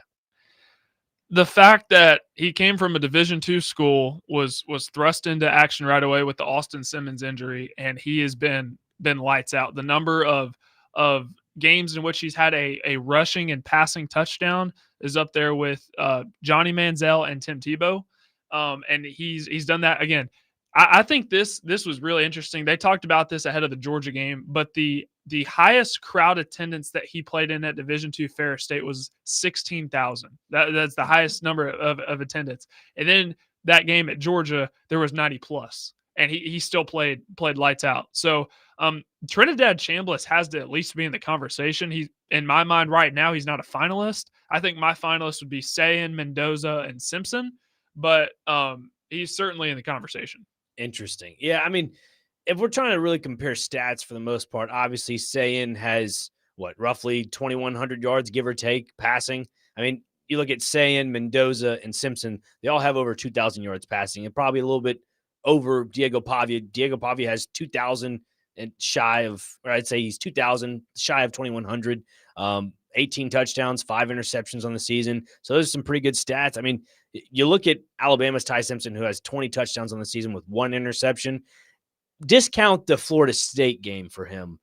I think he's really made a huge comeback for the Alabama Crimson Tide, especially for his Heisman hopeful. That was such an outlier too, because at that point in time, we didn't know what Florida State was, but that was Ty Simpson's very first game as a starter. It was on the road. Tallahassee's not exactly the easiest place to play, but that game, since that point, as Alabama's proven that game was such an outlier because they beat 4 straight ranked opponents, and they've been throwing teams in the wood chipper since that point. Now, the South Carolina game was pretty close, but Alabama's played very well, and Ty Simpson is a legit possibility of being the first quarterback selected in the draft. So, yeah, that game is just a complete outlier. And you mentioned a name that kind of raised my eyebrow a little bit, a guy that's from Nashville, Marcel Reed with Texas A&M. Obviously, a team that's undefeated at 8-0, could definitely go undefeated the rest of the way for their regular season, be in the SEC championship game. But if we're trying to, I'm not saying trying to compare stats, but there are people out there that are trying to discredit Diego Pavia's, outlook on being a Heisman candidate. The guy has 2,000 yards throwing. I mean, the ball. I mean, you look at a guy like Marcel Reed, who is a dual threat quarterback that can hurt you with his feet and arm, has 1,900 yards, give or take, passing with 17 touchdowns and 6 interceptions. Pavia, 18 touchdowns, 5 interceptions, 1 less interception. Obviously, the passing touchdowns, give or take, is off by 1 or 2. Those are tight numbers. So the fact that people keep trying to discredit Pavia's Heisman hopeful candidacy, to me, is ludicrous. Yeah, no, I agree 100% because it's not all just about stats. Now, obviously, stats are going to be very important, but also what they're able to do on the teams that they're on, how they elevate these guys. Marcel Reed is another one who, out of NBA, the talent was there. I personally questioned how he would look as a passer this year, and I had been proven wrong. And I'm happy because I like Marcel Reed, but he's looked pretty solid as a passer this year, completing over 60% of his passes, close to 2,000 yards, 17 touchdowns, and then the ground game as well, over 5.5 yards per carry. So he's one of those guys that is going to at least be in the mix, but as of right now, I wouldn't have him as a finalist. And a guy that has put together a quiet resume. I mean, obviously, Ohio State is one of those teams where they're expected to win week in and week out, but nobody's really talking about Ohio State, and or do you see it on the headlines on ESPN or whatever? But Julian Sayin, a quarterback that has 23 touchdowns, 3 interceptions on the season. This past week against Penn State, he was 20 for 23, 316 yards and 4 touchdowns. I mean, that is what you want to call a Heisman game right there. Jeez, 80% of his passes as a freshman, or as a sophomore technically, but I've heard a lot of people say this, that he has aliens on the outside, and Carnell Tate and Jeremiah Smith, obviously, and who wouldn't want to throw to those guys? Like they make your job pretty easy. And the fact that Ohio State doesn't have as tough of a strength of schedule as some of these other teams, but you also have to put the ball in a good position for these guys to look as good as they do. And he's completing 80% of his passes. And that is incredible. So Julian Sayin has certainly earned the right to be at this point in time in the finalist conversation.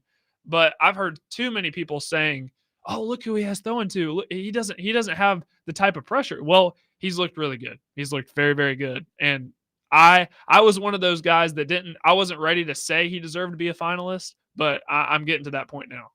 What about another team in the Big Ten in Indiana, Fernando Mendoza, a guy that I think, in my opinion, if he were to be a Heisman winner, he has a true case for it because of the performance they had against Oregon on the road. I mean, it's not easy to go on the road across the country to play in Eugene, Oregon, and win. I mean, obviously their run game was really good that game, obviously, and they took care of business with the clock. But that all comes down to the quarterback, the technician of that team. He has 2,100 yards plus passing on the year, 25 touchdowns, 4 interceptions. I mean, last week he was 14 for 21 with 201 in the air, 2 touchdowns, 1 rushing, 1 in the air, had 1 interception. Going to discredit that a little bit maybe, but still 4 interceptions on the year.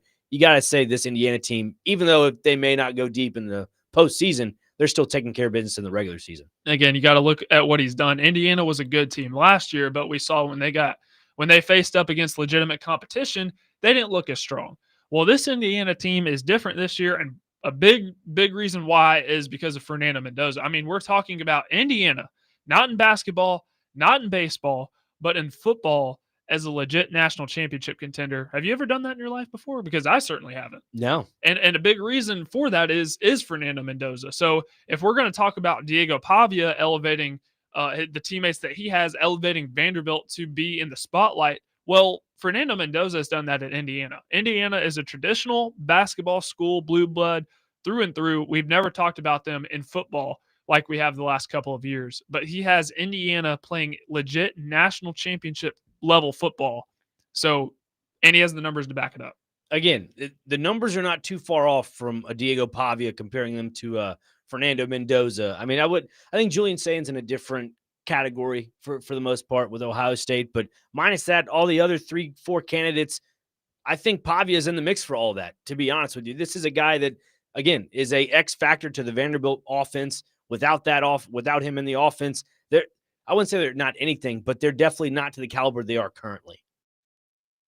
100%. And that's why it's kind of like the MVP conversation in the NFL. Who's most valuable to their team and who's able to elevate everybody around them. That was why Josh Allen, I believe, won it last year over Lamar Jackson, because he didn't have the receivers around him that, these guys like Patrick Mahomes and, Joe Burrow, who they had, but they were able to win at a high level with Khalil Shakir as their wide receiver 1. So that has to factor in the same conversation when we're talking about the Heisman Trophy. Absolutely. And Parker, there was a texter that texted in earlier about, well, why are you not talking about a certain team in Nashville? We'll get to that on the other side. Don't worry. But get some text before we cut to the break. Nevada Josh says, I know the Heisman is a quarterback trophy, though. So, you make a good point about the MVP voting. It has turned into a little bit of a MVP for a quarterback trophy in some aspects. Yeah, and I'm saying that as a quarterback, like as a former quarterback, I'm admitting it is a quarterback award, because I think Jeremiah Love, if it wasn't, Jeremiah Love could certainly be in the conversation. What he's been able to do, obviously Jeremiah Smith is going to be there. But Ruben Bain to me is one of the better players that I've watched in college football this year, and he plays defensive tackle, so he's not going to get the same love. He's just because of the position he plays. But if we're truly talking about the best player in college football, Ruben Bain, to me, is one of the best, if not the best. And that's why I was happy that Travis Hunter won it last year. Right. You have a guy who played both sides of the ball. To me, he was the best player. So I think that kind of helps with the narrative that it's a quarterback award, but for the most part, it has been mostly quarterbacks. Absolutely. Hey, there's a team minus the Tennessee Titans, Vanderbilt Commodores, and Tennessee Vols, and whatever professional/college team that did not win this weekend. Well, guess who did? A team down the road at Geodis Park, Nashville SC. We'll talk about Oh, that yeah. at the start of the final hour of Next Man Up right here on 102.5 The Game.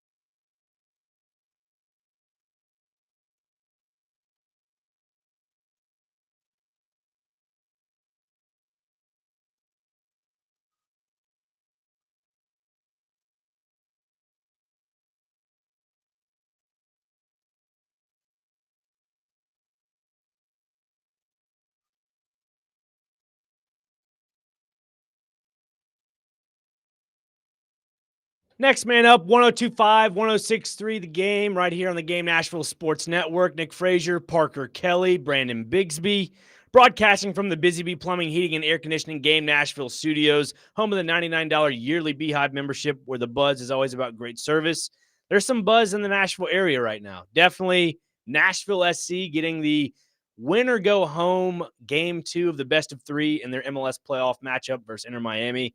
I was at the game Saturday. That was an interesting game, let's put it that way, because of all the rain and just the cold weather and all that so forth. But Nashville ended up, getting the win 2-1. Sam Surge with the penalty kick in the, I believe, first half, and then Josh Bauer having the I guess you could call it a garbage goal in a roundabout way. He just cleaned up the trash from the corner kick, and he was there back post waiting on it. And so he now has 4 goals on the season. This Nashville SC team, they tend to just rally around just overall team play.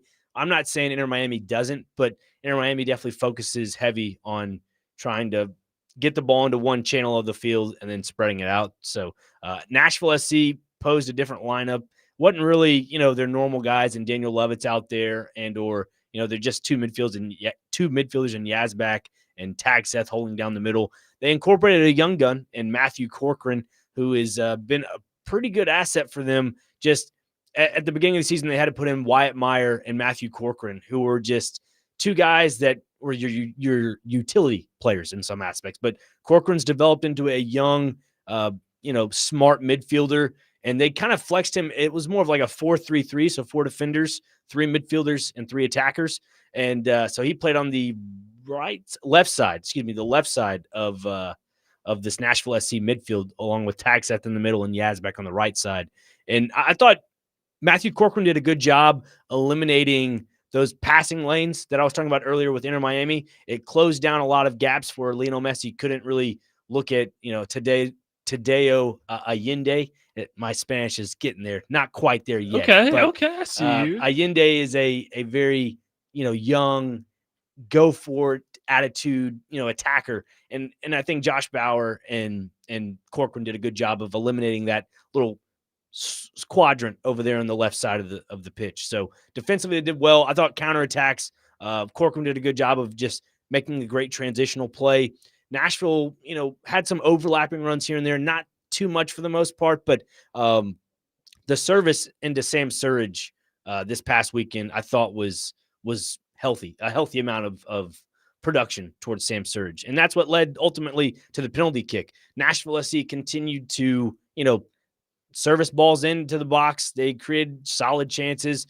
Now we'll say, because of the rain, I think it boded well for Nashville because they knew how to play in the elements. I'm not saying Inter Miami doesn't, because there are a lot of veteran players that have played a lot of international and European soccer. They know how to play in these type of elements. But home field for Nashville in the castle, as some call it, this was a game where they needed to win, obviously, or else they would have been out.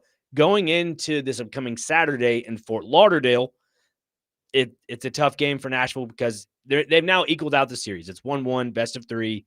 But again, in the forecast in Fort Lauderdale, it's supposed to be 40, maybe 50% chance of rain.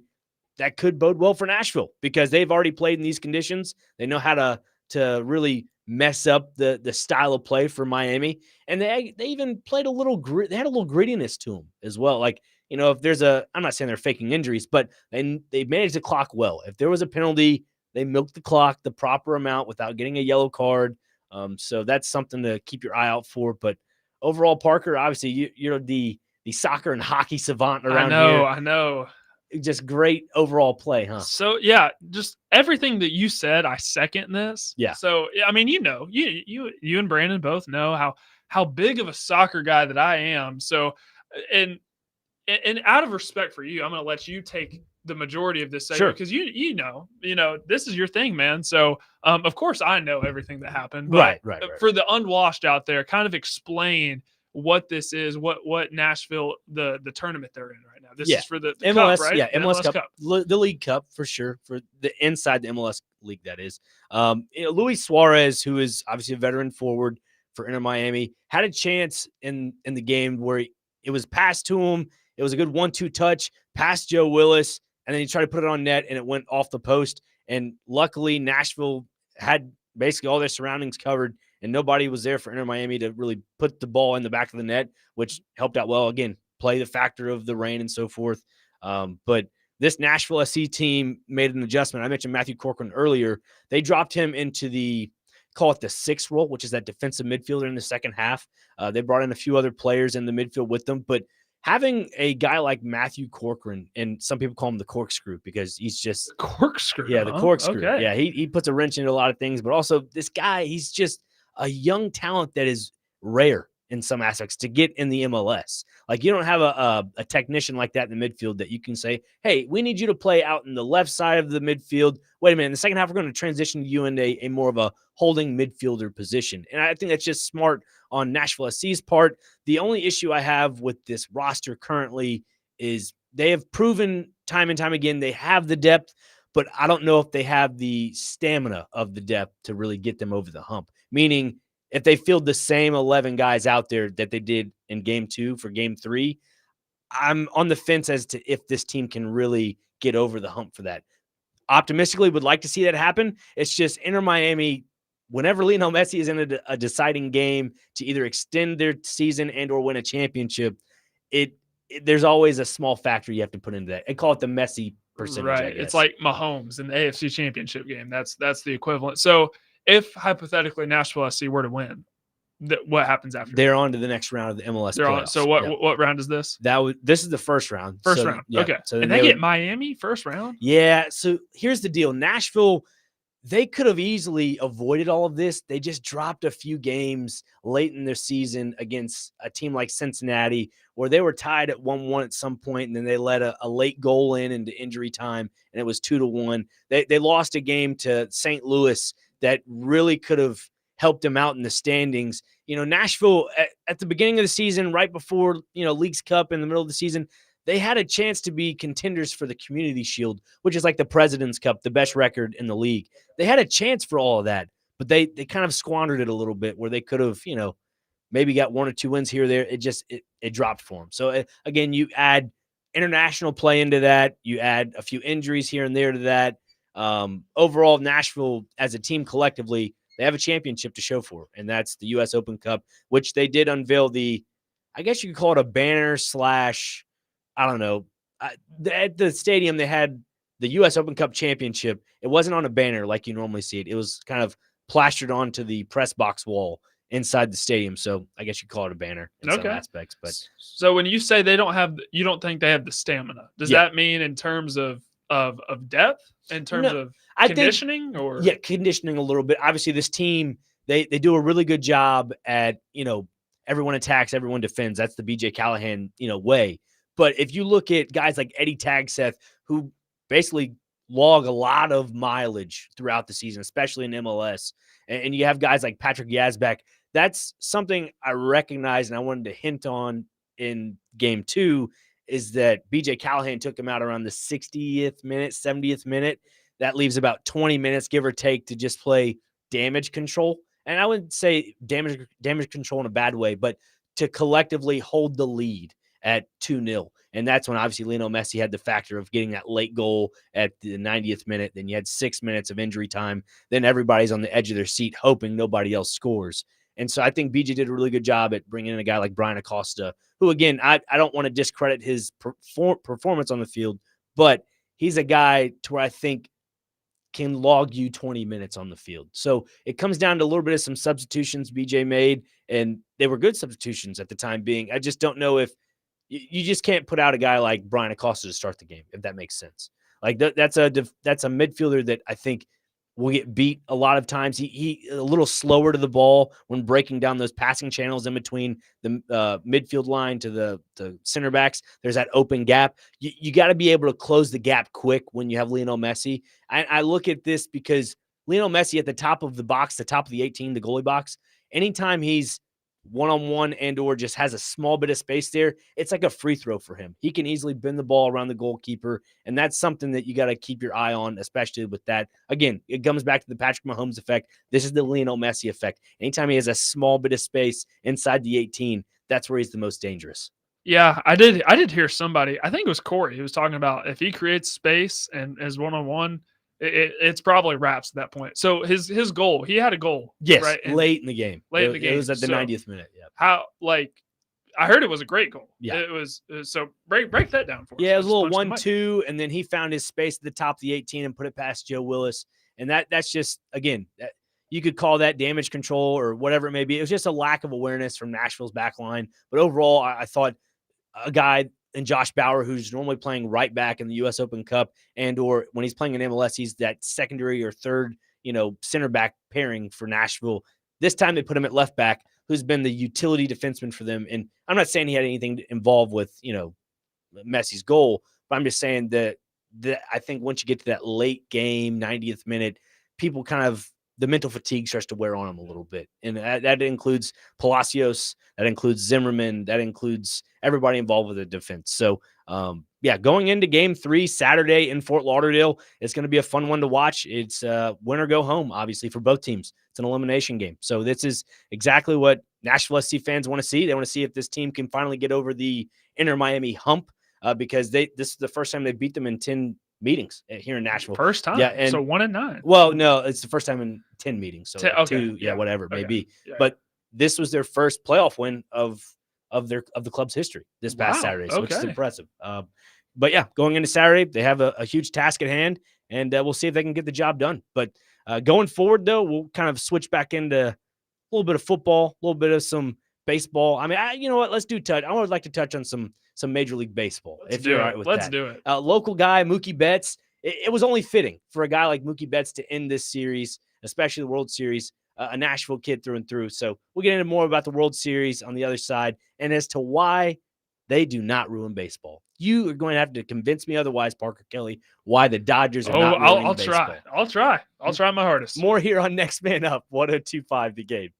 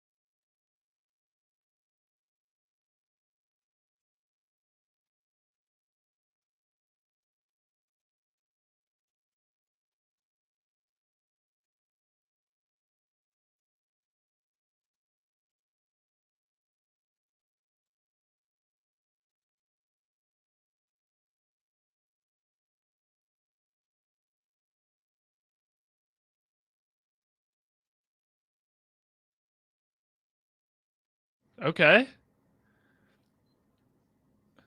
We're a very cultural show on this program. It's de los Muertos. Is that correct? Dia Yeah, de Day los of the Dead. Muertos. Yep. Here's the thing, Frazier. My birthday is coming up in 18 days, and I don't want a traditional birthday cake. I want tres leches. I love some tres leches. I could do some of that. Because I took Spanish in high school, and our teacher brought in tres leches, and ever since that point, I've been hooked. That stuff's so good. Yeah. So good. Incredible. Well, we're talking a little bit of not college, excuse me. I was about to say college baseball. Major League Baseball. Miguel Rojas, you could call him the hero in some aspects for the Los Angeles Dodgers in Game 7. But overall, this World Series, Parker, I would say is one to remember. It probably goes for me as when the Chicago Cubs won the World Series. It would equate to that. Great for me. day. It was a great day. Obviously, you're the big Cubs fan. Why does it compare to that? I did extra innings, the pageantry, stuff like that. Yeah. Miguel Rojas, again, I mentioned this at the beginning of the World Series, not World Series, but just the playoffs in general to Jake Lyman when we were making our predictions. I was talking about just some of the players for the Dodgers. They may not be everyday starters. They may not be everyday, X factors to their lineup. But whenever they're called upon, like a guy like Kike Hernandez, or again, like a guy like Miguel Rojas, like Max Muncy for me was never a huge factor in the regular season when it came to batting at the plate. But then you have a guy like Miguel Rojas who came in at second base, had the vital out at home to Will Smith, but obviously in the ninth inning to extend the game with that solo home run to left field. So again, an incredible World Series, but your thoughts? No, I definitely agree. I think this was one of the better World Series, and I'm not like you. Like I'm a very, very casual Major League Baseball fan in the regular season, but when it gets to the postseason, I feel like the reason everybody loves postseason baseball so much is because it has that college-like feel in terms of the passion, the pageantry, because college sports are obviously going to be super huge down here in the South. But I feel like Major League Baseball, in terms of the professional leagues, I feel like they have mastered that aspect of it more than any other professional league in terms of capturing that feel. Yeah. It's just romantic. Like that's the best way to describe it. How can you not be romantic about baseball? Exactly. I'm with you on that. I looked at a lot of their numbers, just talking about postseason, regular season. A lot of those numbers have been up depending on, there was a conversation Jake and I had a few weeks back about those smaller market teams not really playing with the giants of the major leagues and the Dodgers. And, the Red Sox, I think, are a team that are fun to watch because you get rid of a guy like Rafael Devers, and now you have a complete even team. Then you look at the Giants who've acquired a guy like Rafael Devers before the deadline this year, and then you add a few more pieces to that, and now they have Tony Vitello, former Vols manager. I'd like to see how that plays out. That'll be interesting. But overall, that again, you mentioned the college feel. You bring in a guy like Vitello to the major leagues now, you bring that college atmosphere a little bit. You bring in all these little small intangibles to reasons why you want to watch baseball. I mentioned before the break and teased it, you have to convince me otherwise why the Dodgers are not ruining baseball. Because right now, I'm a Cardinals fan, and I watched the Cardinals take on the Dodgers in St. Louis this year. Nolan Arenado came off the bench and walked it off. They swept them in St. Louis, and then they went to Los Angeles and swept them in Dodger Stadium. To me, I was happy to see the Cardinals get their season sweep, but the fact of the matter is they have so many likable players on that Dodgers roster that mean to tell you, I can't hate this Dodgers team. They're actually doing everything great for baseball, even though they're winning World Series championships. Yeah, and I would agree. I think most people, the reason they would hate the Dodgers is because it's the Dodgers and they're having success and they see that LA logo. But you think of a guy like Shohei Ohtani, who is arguably the greatest player that we've ever seen play the game. And he's never, he doesn't talk a lot in the media. He's very non-controversial. Freddie Freeman, former Brave, hard to hate that guy. Mookie Betts, who went to Overton High School, very likable guy.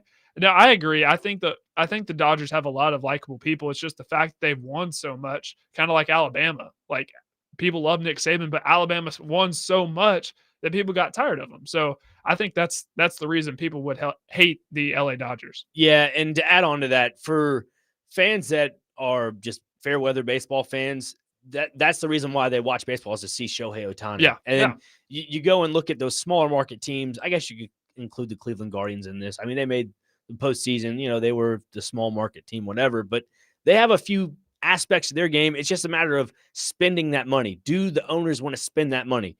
as a Cardinals fan, the Cardinals have been that team in years past that have won world championships, that have gone to the NLCS and have won those championships there.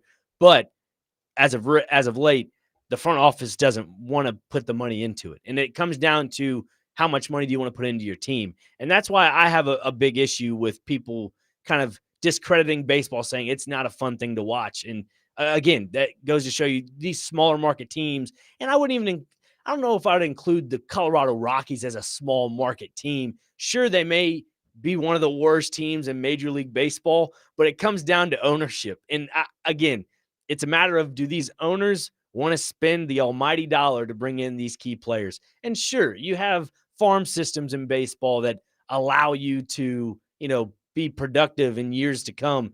I mean, look at the Oakland Athletics that are now the Las Vegas Athletics, recently playing in Sacramento this year. A lot of young talent that I think, give it another year or two when they go to Vegas, they're going to be a top contending team, in my opinion. I think this is a team that has a lot of youth. The only problem they have is the pitching rotation. If they can get the pitching rotation down, they should be okay. They have a lot of young guys in the farm system that might be able to help contribute to that. But again, these people that say baseball is not fun to watch, you're missing out on so much. You just got to be invested a little bit. That's it. That was a direct shot at Joe Dubin, wasn't it? I wouldn't say a direct shot at Joe Dubin. He knows how much I love baseball. He knows how much I love both of them, Chase and Big Joe. Chase is a big baseball guy, they know. But Joe's not a big fan of October baseball, I guess you could say. He says it needs to end after Labor Day. Well, here's the thing. Like, I know so many people that if I asked them to name a player on the Dodgers, Shohei Ohtani, okay? Right. Who else? Couldn't name it. That we're still watching. They watch the entirety of the postseason because it's fun.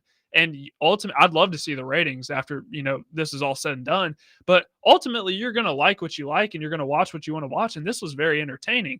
It's kind of the same argument I have with college football, because there's so much controversy about NIL and transferring and all these things that are going on behind the scenes. And yeah, that can contribute to people maybe watching less, but ultimately the numbers are still doing well. And when it's 3rd and goal and you're in Ohio, you're in the horseshoe and they're playing Michigan, it's 3rd and down, 3rd and goal, and that crowd's at full throat, you're not thinking about, I wonder how much their right tackle is making in NIL. You're not worried about that because the game is good. And I feel like it's the same with baseball. Now, the other side is, I've heard people say this, I have no clue. Do you think eventually that because the MLB doesn't have a salary cap, that they're going to go on strike? Because I've heard several people say that. Yeah. Look, I'm in the camp of that hopefully doesn't happen. I get why it would happen, because you're giving players like Shohei Ohtani, $700 million contract, something along those lines, a ridiculous number. But it, again, comes back to it's all deferred money too, right? Right. It's majority of it's deferred money. And I think that's what a lot of baseball is trying to get rid of, is that deferred money aspect of it. But if you're a team like the Dodgers that can make a big contract like that and defer the money and actually get all your money back in the first year, I don't see why not. But look, it comes down to, again, the front office. If you think you have a generational talent in your organization, pay him that big contract. And guess what? If he's that good of a player, you're going to make your money back. Again, it sounds kind of ignorant for me to say, but it's simple as that. I'm in the camp of, if you got a good talent, pay him the money. And if it doesn't work out, oh, well, then you're out a lot of money. Unfortunately, I'm not saying pay the $700 million, whatever that contract was, but at least pay him what you think he's worth. Don't pay him the pennies and dimes of what these smaller market teams are trying to pay for their big players. Like, look at the Kansas City Royals. You see Bobby Witt Jr., one of the most complete players in all of baseball. I mean, I'm looking at his contract right now, but he's one of those key pieces. Like, he got an 11-year contract that's all guaranteed, $288.7 million back in 24 of February. So to me, that's worth the while. Obviously, he has an opt-out. The deal can increase to $377 million over 14 years. But, I mean, look, if that's working out for them, and they're probably getting all their money back already from it through ticket sales and through just, I'd say, jerseys and stuff out of the clubhouse, that's all worth it. So to me, I don't think there's ever going to be, a lockout in some aspects coming up in the near future.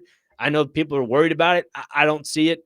Again, there are ignorant people in baseball that just they don't want to see a lockout, but it just comes down to the front office not wanting to pay the money. Yeah. And with Shohei, It's the LeBron. It's the LeBron effect Sure. because whenever LeBron goes on the road, people are going to want to buy the tickets because they want to see LeBron Yep. play, not necessarily because they want to see the Lakers or whoever they're playing, but they want to see LeBron. I feel like it's the same thing with Shohei because I have several friends that have traveled to, let's say, Atlanta because the Dodgers are in Atlanta playing the Braves because they want to see Shohei. So if you make your money back and you incorporate jersey sales and all that, I could see the point. Yeah, and Dustin and Hopkinsville on our text line. The Savannah Bananas are pretty cool. Look, I've never seen the Savannah Bananas, but I'm not opposed. neither have I. Obviously, they're the Harlem Globetrotters of baseball. I think that does play a factor into Major League Baseball because they're doing all these tours and so forth. I know Busch Stadium had the Savannah Bananas there. They sold out a crowd there. They're selling out. They sold out Nissan Stadium when they were here in July. I remember that. I think that's good for baseball. Do I think it kind of devalues the product a little bit? Maybe, but it brings the eyes to the game. That's the one thing I see in it. It brings the eyes to the game. But as for the quality of it, I think devalues it a little bit. It keeps the perception almost like why is Otani? Otani is the Savannah Banana of Major League Baseball. He is the unicorn. He can hit, he can throw, he can do that. everything. That in itself is incredible. Right. So if you can have a guy like that could be the face of Major League Baseball, that's what's going to carry your numbers. It's just more about spreading it out over the whole entire league, which I think can happen. Like, again, we talked about the Giants earlier with Rafael Devers. That's a player, to me, that can be your Otani. He just has to produce. And it's all about the front office paying him the money. And if they don't think he's worth the money, then bye-bye. That's how I look at it. And now he has a guy like Vitello who I'm really interested to see how this plays out. Me too. Because like I credit two things to getting me into baseball: the 2016 Cubs and Tony Vitello in Tennessee. Like though they brought my eyes to the game just to be able to watch it. And now that he's going to San Francisco, I feel like part of me has to be a Giants fan because I just want to see how this plays out. Well, also they got a little bit of orange in their colorway, so you don't have to change much of your wardrobe. Exactly. Drew Gilbert's there, so like I'm absolutely going to watch their opening game. 100%. 100%. Yeah, this is a good ball club. I think they have the intangibles to be a decent team. It's just unfortunate they're in the same division as, you look at the Padres, you look at the Dodgers, you're competing with those teams, which is tough to do out west. So looking at the text line again, Nevada Josh says, well, at least Otani plays unlike LeBron. That is very true. There's not a lot of load management, I don't think. So yeah, I think, there was a conversation had, I think, last week with Joe Dubin and I. Like, what would you get rid of out of these three? The tush push, load management, or intentional walks? Oh, that's a good one. I'd probably say the load management in the NBA because it drives me up a wall. I can't stand the load management in the NBA. Yeah. I'm not even a big NBA guy to begin with, but my gosh, it's.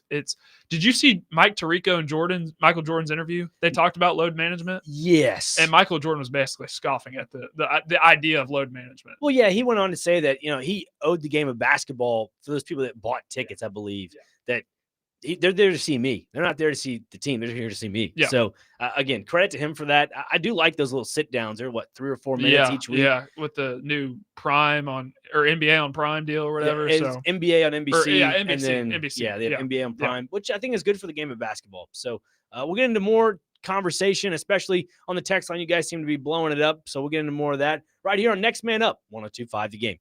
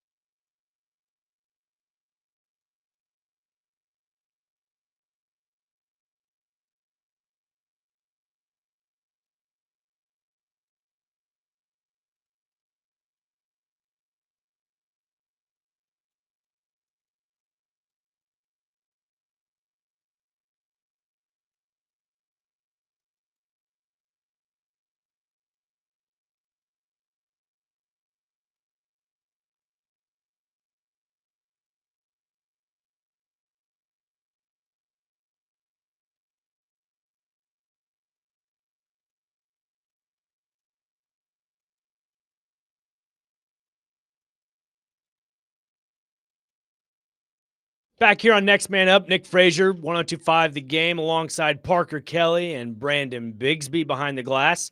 Our text line's kind of blowing up about that little trifecta question about load management. Oh, let's see it. You ready for Let's this? see it. 2181, excuse me. Load management by a mile. If Yeah. you want to take $60 million a year, you should be paid per game. There's no incentives anymore for these guys. Play in the regular season. Yeah, Absolutely. that's my guy right there.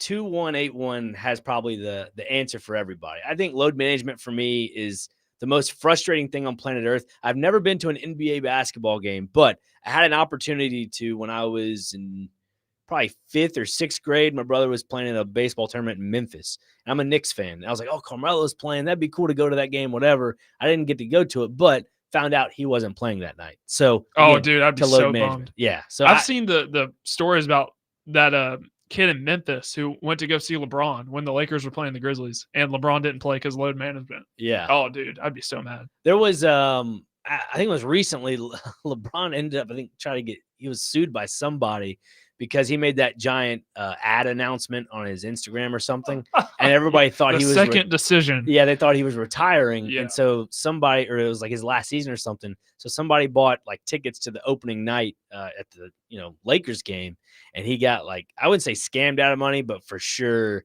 definitely paid way more than he should have. I've been to 2 NBA games, and that's because I was in Chicago for 3.5 years while I was in school and went to go see the Bulls play. Right. That was cool just because, it's historic with, Jordan, playing there and all that. So I actually got to see Jason Tatum play, which was pretty cool. Pretty cool. St. Louis guy. That's pretty cool. Cool. Justin in Greenbrier says, load management for sure. The tush push gets on my nerves, but mostly because the Titans act like they couldn't be bothered to try it and or be creative enough to try and run up the middle and then fake the pass out to the tight end in the flat. Can't get half a yard is just embarrassing. There's a guy in our YouTube chat that says, Cam can't tush push. He fumbles holding the ball trying to pass. The idea that he should dive ball first for yards is insane. Yeah, let's get into a little bit of the Titans real quick, because that has morphed into a big issue with this Titans team.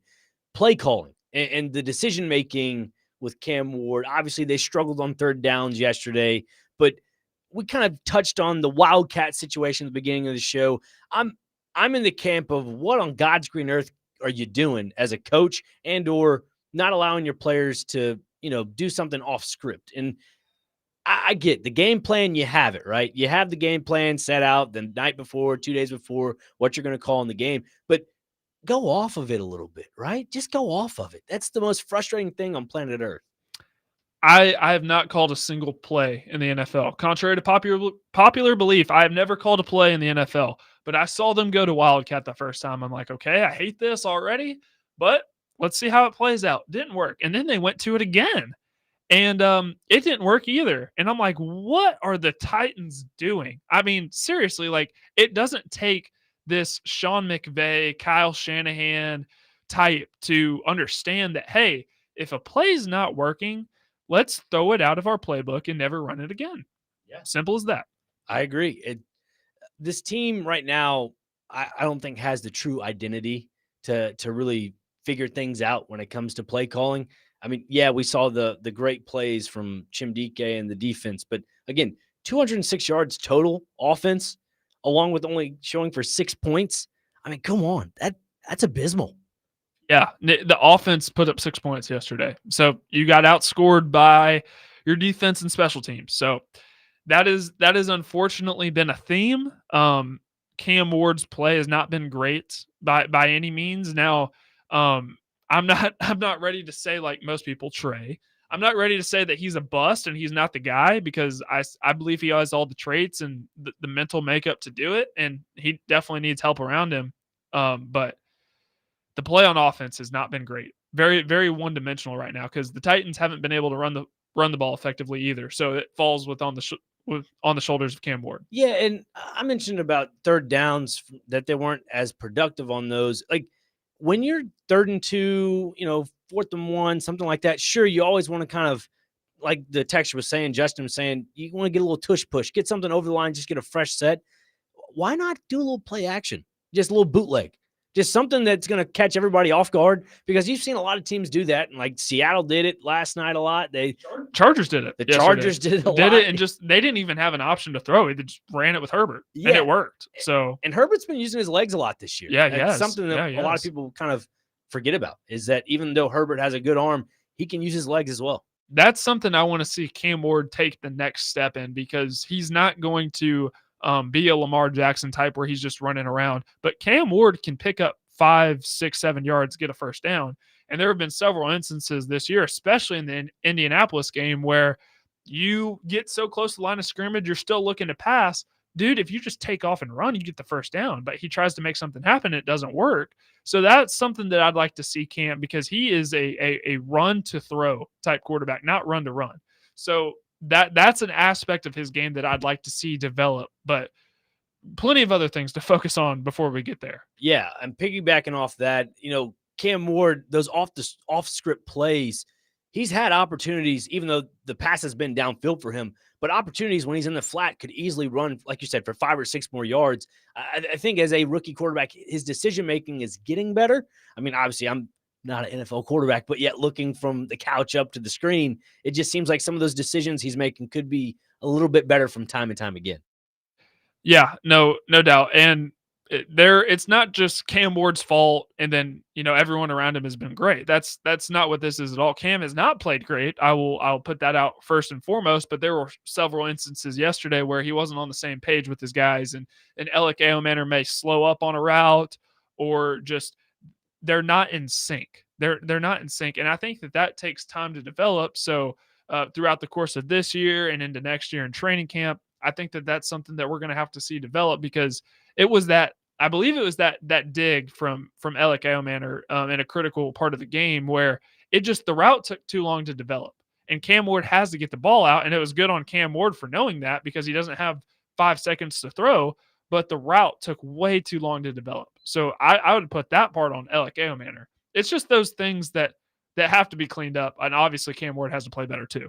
And again, let's all remind ourselves, these are all rookies that have been thrown into the baptism by fire mentality. 2 4th-round rookies, receivers. Exactly. So you have to remember all that. And we'll get into more on the other side, wrapping things up right here on Next Man Up 102.5 The Game.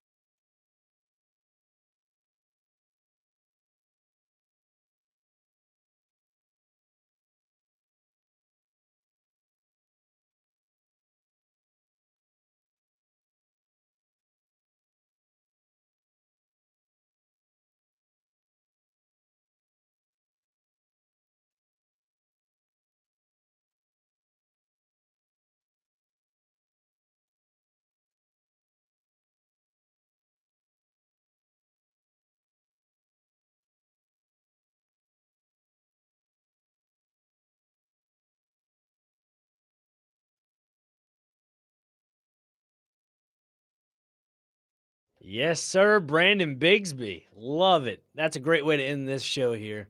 Little Prince action. I may have a little competition in terms of best DJ at the station. I know. You better watch out. But anyways, back to our conversations we've been having today, Parker. Been all over the place. Titans, college football, Heisman candidacy for Diego Pavia, Nashville SC in there as well. I just overall, we were talking a little bit before the break about the Titans and what they can improve on. It's a youth movement, so forth. I kind of want to just jump back into college football real fast because just looking at the I'm not opposed. I know you're not. I mean, the head coaching opportunities right now are just all over the place. Virginia Tech still hasn't really tied the knot yet with James Franklin, as those rumors have continued to grow. Penn State's job still wide open. I personally think the Florida State job will be open by the end of the year. I do too. I think Mike Norvell is definitely the well is run dry for him. And obviously the Florida job is open. Arkansas job, they have interim right now. That should open up potentially. I don't know. This is just, it's the wild, wild west, and not in the NIL talk or transfer portal. We're talking just coaches in general. Dude, I don't think I've ever seen a coaching carousel this crazy. And all the buyout money too. Like Hugh Freeze is owed $15 million. So that adds on top. I mean, just I talked with David Cutcliffe, who's a former head coach at Duke, and he actually coached both of the Peyton and Eli at Tennessee and Ole Miss respectively. And he said, if this was to happen, the buyout structure, if this were to happen in the business world, you'd get fired on the spot. But for some reason, this is happening all over the place in college football. And you look at LSU, and this situation with LSU is so interesting because their AD, Scott Woodward, who was called out by the governor, Jeff Landry, lost his job. The other sports, some of the Olympic sports at LSU have had some great success. Baseball won a national championship. Women's basketball won a national championship. Gymnastics won a national championship. But the football program was struggling. And he is responsible for Jimbo Fisher's buyout, which is the largest in college football history, and Brian Kelly's, which is second. And that just goes to show how important football is to not just LSU, but in the South in general. So it's crazy. It is crazy that this stuff keeps happening. Yeah, I'm right there with you. I mean, the whole buyout thing with Brian Kelly, was it $53 million? $53 million. I mean, that's crazy. I mean, you're right. There's a lot of money to be had for sure. And I'm just looking at the fact that LSU's program is one more bad move away from being, I wouldn't say a poverty college program, but they are one small move away from regressing 5 years back. It's tough because at LSU, I would argue it is a top 3 job, if not one of the better jobs in college football. Right. And if you get asked to be the head coach at LSU, it's going to be hard to say no. But everything, the drama that's kind of happened the week leading up to this week, it kind of takes a little bit of shine off of that job because you don't know where you stand in terms of stability. Who's doing what? It's kind of like, not to the extreme of the Titans, but sure. But with LSU, you don't know who's making the hire, who's running what, who's going to be my boss, who do I have to answer to. So I think that takes a little bit of luster off of this, but man, I think LSU is so close to being a national championship contender. It's just come down to hiring the right staff. I really think it's that simple. Absolutely. Get to your phones real quick before we end the show. Keegan, what do you got for us? Hey, what's up, guys? I was just want to talk about the Titans real quick. Sure. I know there's been a lot of talk earlier in the show. We try to keep it positive. Y'all touched on a couple of the negative aspects in the last segment. But overall, I just think, this season's a wash for the Tennessee Titans. Has been ever since Borgonzi and Brinker laughed at Big Joe about making it to the Super Bowl. We all should have known that, but earlier in the season, fans would call in a lot, and they would just be really upset. The Titans did this. We suck at this. We're bad at this. And it's like they were just catching up to it all, and it's hitting them in real time. Well, now it's kind of come around to, yes, we've seen all the ways the Titans can suck. They have showed us every single week. But one thing we've seen this last Sunday that we didn't see a lot is just a lot of fight. The defense came out, played really hard, got to Herbert a lot, tried to make a lot of plays. Special teams was obviously doing their thing. Thank God for Bones Fossil over there. Now, obviously, the offense wasn't doing much. And you can attribute that a lot to play calling. But did we think the Titans had good play callers to start the year? And do we think firing the head coach and running with Mike McCoy is going to lead to good play calling? It's like you can kind of expect that. But outside of the play calling aspects and some of the downs on the offense, I thought the team fought really hard. You saw a lot of progress out of the rookies. And you just saw a lot of guys step up in games and areas where they normally don't, and I just think that's a lot of reason to be happy. Not all Titans losses are built the same, and this one's built a little bit better, in my opinion. Thank you, fellas. Absolutely. Appreciate the call, Keegan. He's absolutely right, Parker. I mean, this is a different type of, not a win, but you call it a loss for sure, but it's a miniature win in some ways. Like I'd say small victories for the future to come for this Tennessee Titans team. That's about all we can bank on right now. I really liked how the team competed with a the Chargers are second in the AFC West. The AFC West is loaded right now with the Broncos and the Chiefs. Like they were competitive for a half, but as we all know, Titans have really struggled in the second half. So that's something that's going to have to get better. Yeah. Hey, we'll have more of this tomorrow as Chase and McJoe are coming up here at noon. Parker, it was fun today, man. This was a blast. We'll be right back at it tomorrow. I can't wait, man. I can't wait. I love getting to talk about sports for a living. Yeah. We'll never complain about it. Never. Exactly, man. We'll appreciate everyone listening in today. We'll be back tomorrow at 9 a.m. right here on Next Man Up. Nick Frazier, Parker Kelly, Brandon Bigsby, Chase and McJoe are coming up next live from Circa Sportsbook, Kentucky, right here on 102.5 The Game.